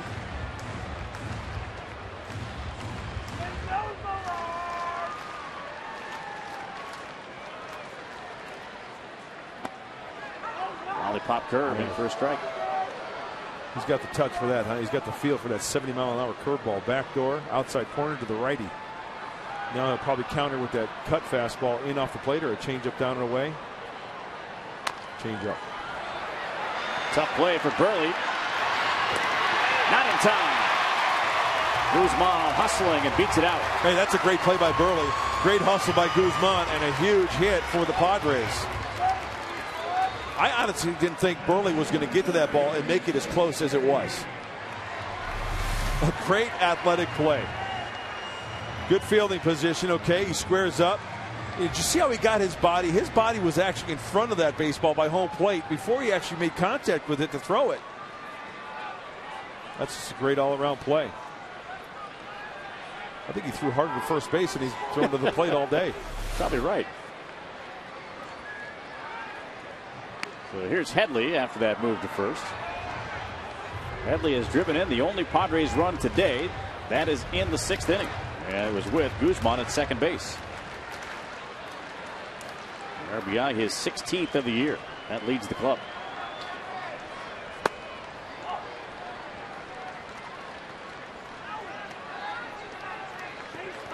Think about Headley. He's been working so hard on those splits, the left side and the right side. Numbers a little off on the right side at 229 coming in, 267 from the left. That one out of play. But you have to work twice as hard as a switch hitter to keep everything sharp. Yep. I remember him telling me that 2010, the splits were just ridiculous. I mean, he was such a much better hitter left-handed than right-handed. And he says the frustrating thing about that is I'm a natural right-hand hitter. Yeah. Just depends on how many you face. Get more swings from the left side. I like his power from the right side. I like where you're going with this, too. Roll to Infante. Nobody covering the bag at second, so he'll flip on to first in time, and that's the Padres' 8th inning. We played 8, Marlins 3, Padres 1.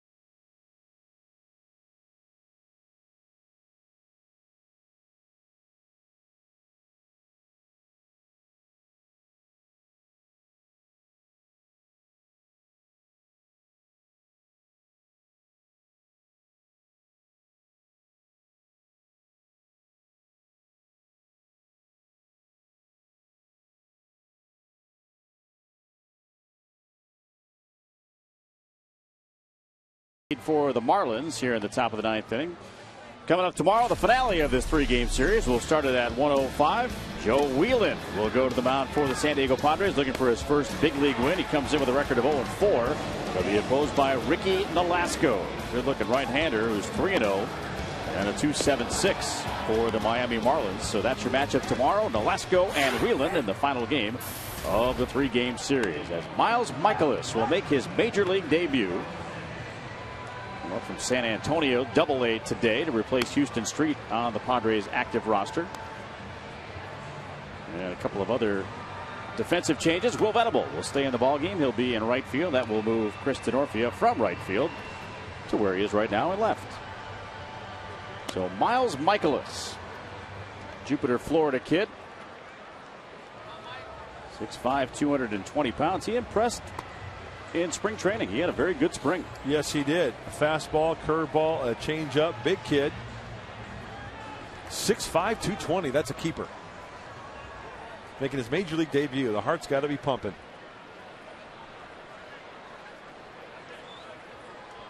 You know, the first man he'll face is Giancarlo Stanton.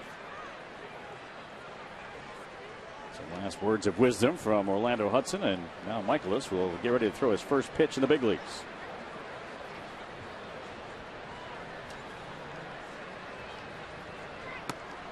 And he's inside. Low to mid-90s on the fastball for Mikolas.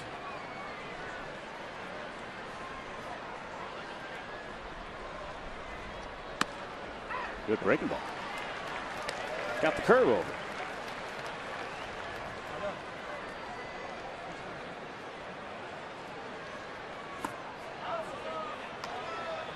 Miles Tice Mikolas. It's Mikolas, and you get Mikolas out of that. Now he's behind in a hitter's count, 3-1.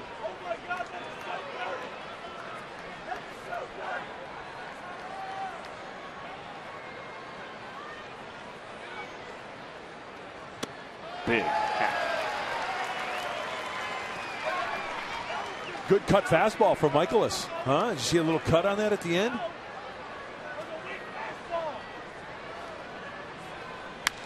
Oh. High drive and a left.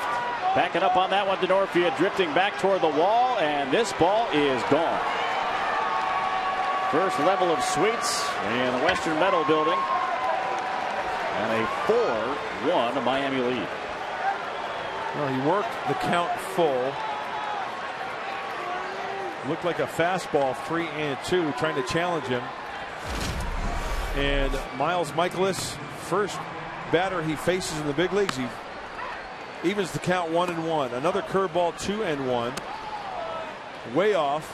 There's the cutter, and then the payoff pitch, 3-2, leak middle, in and up, and that spells trouble when you throw into Giancarlo Stanton.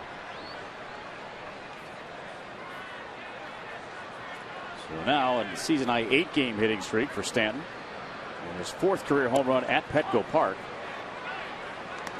And a 4-1 lead for the Marlins. He's got that raw power.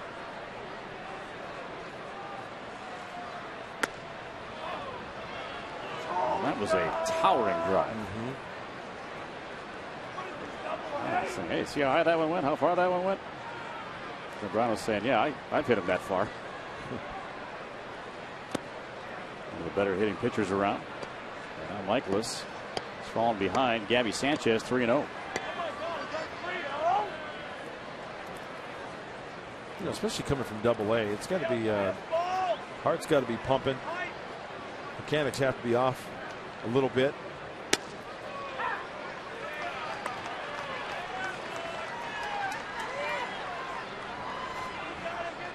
Perhaps if the Padres don't play 12 innings yesterday. Nice breaking ball there. He's not in a situation like this where you want to keep the game close, but at the same time you can't risk the health of some of these guys that threw innings yesterday.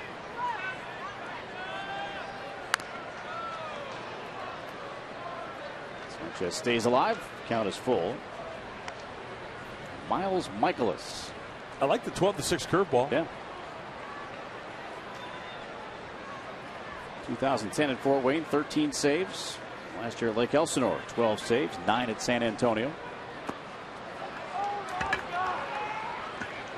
And there's ball 4.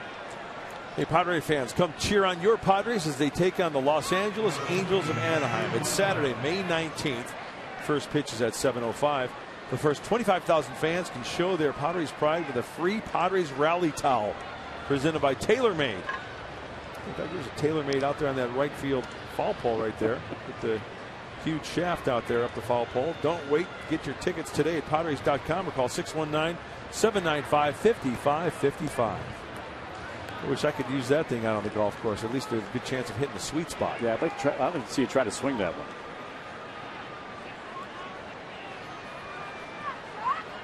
It's a large club. It's a huge club. Yeah, you're right, though. You would definitely hit the sweet spot with that size of a golf club. Is that a titanium shaft? See that all the way up the foul pole there. Whoa. Darren Ballsy was out to try to calm him down a little bit. Michaelis fires that one well wide. There's Josh Spence. Begins the throw for the Padres in the bullpen. Stanton still talking about that home run.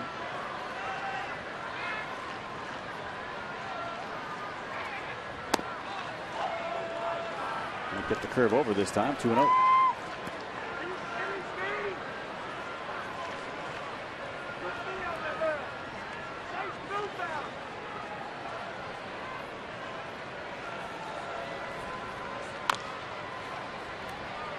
That'll be a foul ball.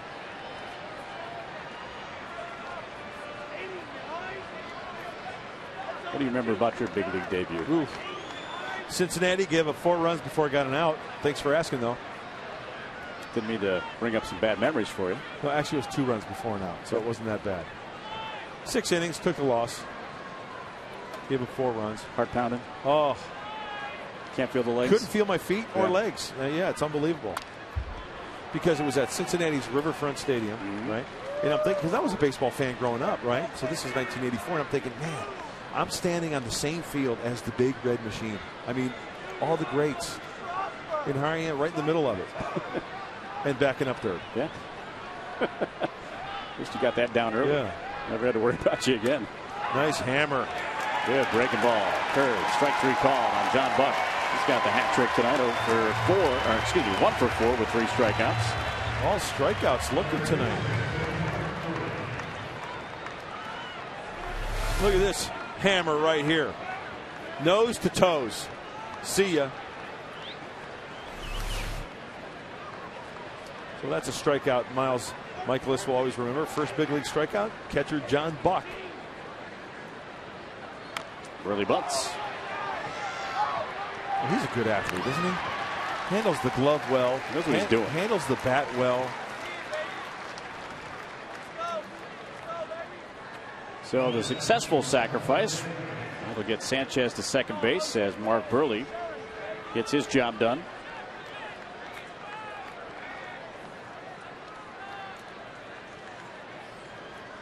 I mean, as you mentioned, though, with Buehrle, all-star, 3-time Gold Glove winner, only pitcher in history to have thrown multiple no-hitters and earned more than 1 Gold Glove. Think about that. Wow. That's an impressive feat. Absolutely. Gets a high strike called there. So Buehrle and Bob Gibson are the only 2 pitchers. He was pretty good, wasn't he? To throw a no-hitter in the same season that they won a Gold Glove. So Buehrle in some big-time company.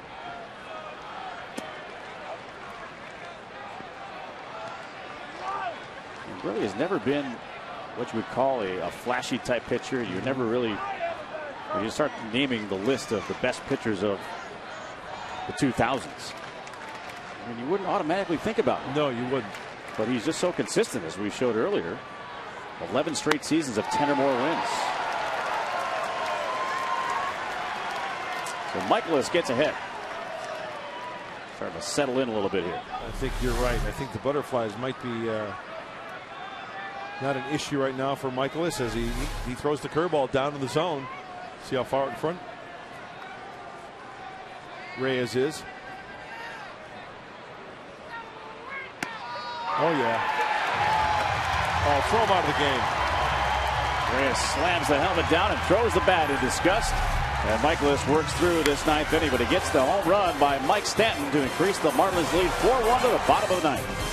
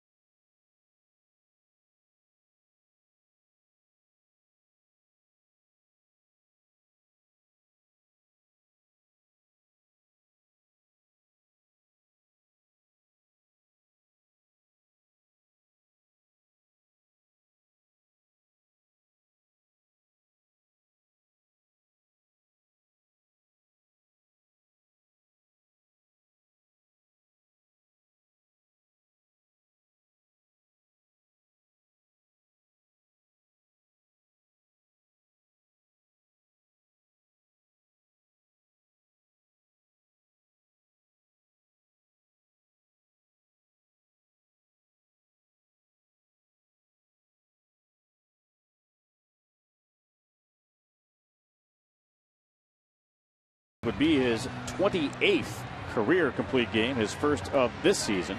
And look at those numbers, pretty good. 1 run allowed in 8 innings. As Nick Hundley will come up to lead off here against Buehrle. Padres down 4-1. They had a little 9th inning rally yesterday. How about another one tonight? Absolutely. And Buehrle 2 pitches away from the century mark. He's at 90-1. I take that back. This is 100. Still hitting his spots.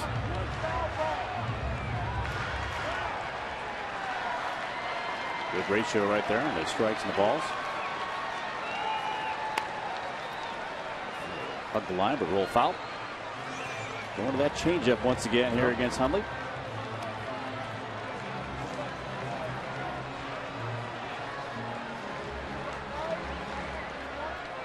Marlins trying to win their 5th in a row and 6 of their last 8 games.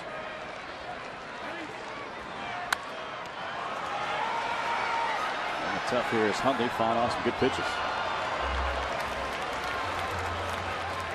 Buehrle this evening has had a lot of the Padre hitters out on their front foot. You know, it was especially apparent on that last pitch, breaking ball away, and Nick kind of out in front of you a bit. Goes in that time. Cuteness right there.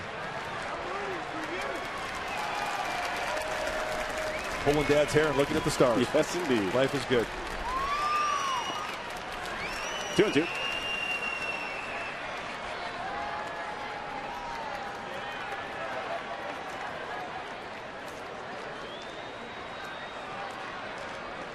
Looking for his first hit tonight. Slowly hit. Barehand pick and a nice throw by Ramirez. He is so good at that play. Made it look easy. Time now for the Carl's Jr. star of the game, and it is Omar Infante. Another couple of runs batted in against the Padres here tonight. 2 yesterday. So Omar Infante, our Carl's Jr. star of the game. They see the sac fly. They got a run home. They're doing a little bit of everything. Play some good defense too in this series. As Yonder Alonso will take. And it's ball 1 for Mark Buehrle.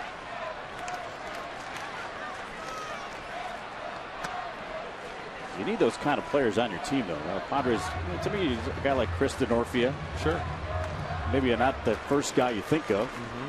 Omar Infante, certainly after all the money they spent in the offseason, is not the first guy you would think of as a guy that would beat you. Absolutely, and I mentioned it earlier. The one thing I look at with Omar Infante all the attention is on the other players, the stars, even the Heath Bells and the Mark Buehrles and the Reyes and the Hanley Ramirez type players. And it seems to me that Infante is not a selfish player at all, because he doesn't care the other players getting the glory and all the praise. He's just doing a fine, solid job. Out in front is Alonso, and yanks that one foul. And give me a player like that any day on my roster. Absolutely. Guy that's not afraid to lay down the bunt when you need it, or just give himself up by hitting to the right side. Seen a few of those type of players go through San Diego. David Eckstein, one of those that comes to mind immediately.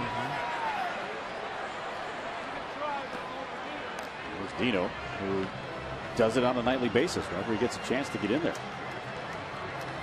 They're like guys that are hungry to play, and they show it when they're on the field. Yep.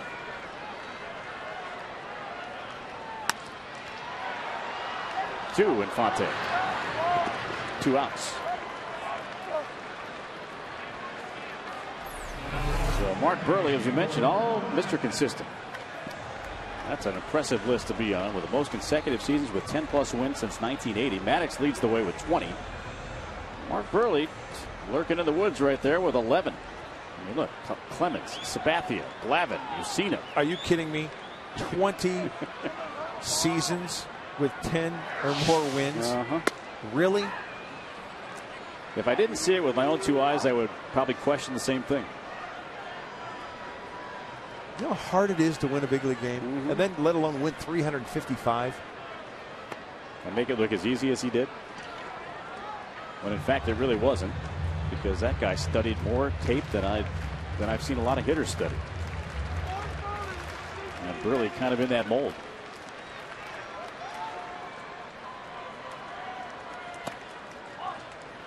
You know, I know every pitcher falls into this category, whether you've won 10 games or 355, but how many of those losses that he got, or no decisions, where he was the winning pitcher of record? Let's do it. And out is Hudson, and the ball game is over as Mark Buehrle has completed his 28th game of his career, and the Marlins win their 5th in a row. Final score: Marlins 4 and the Padres 1. Time to check in with Mike Pomeranz and see what's coming up on the postgame show. Andy Mark coming up on that postgame. Got to look at Mark Buehrle. A heck of a job. Not bad effort by Clayton Richard either. We'll break down both of them. Some great looking defense, and you'll hear from the manager, Buddy Black.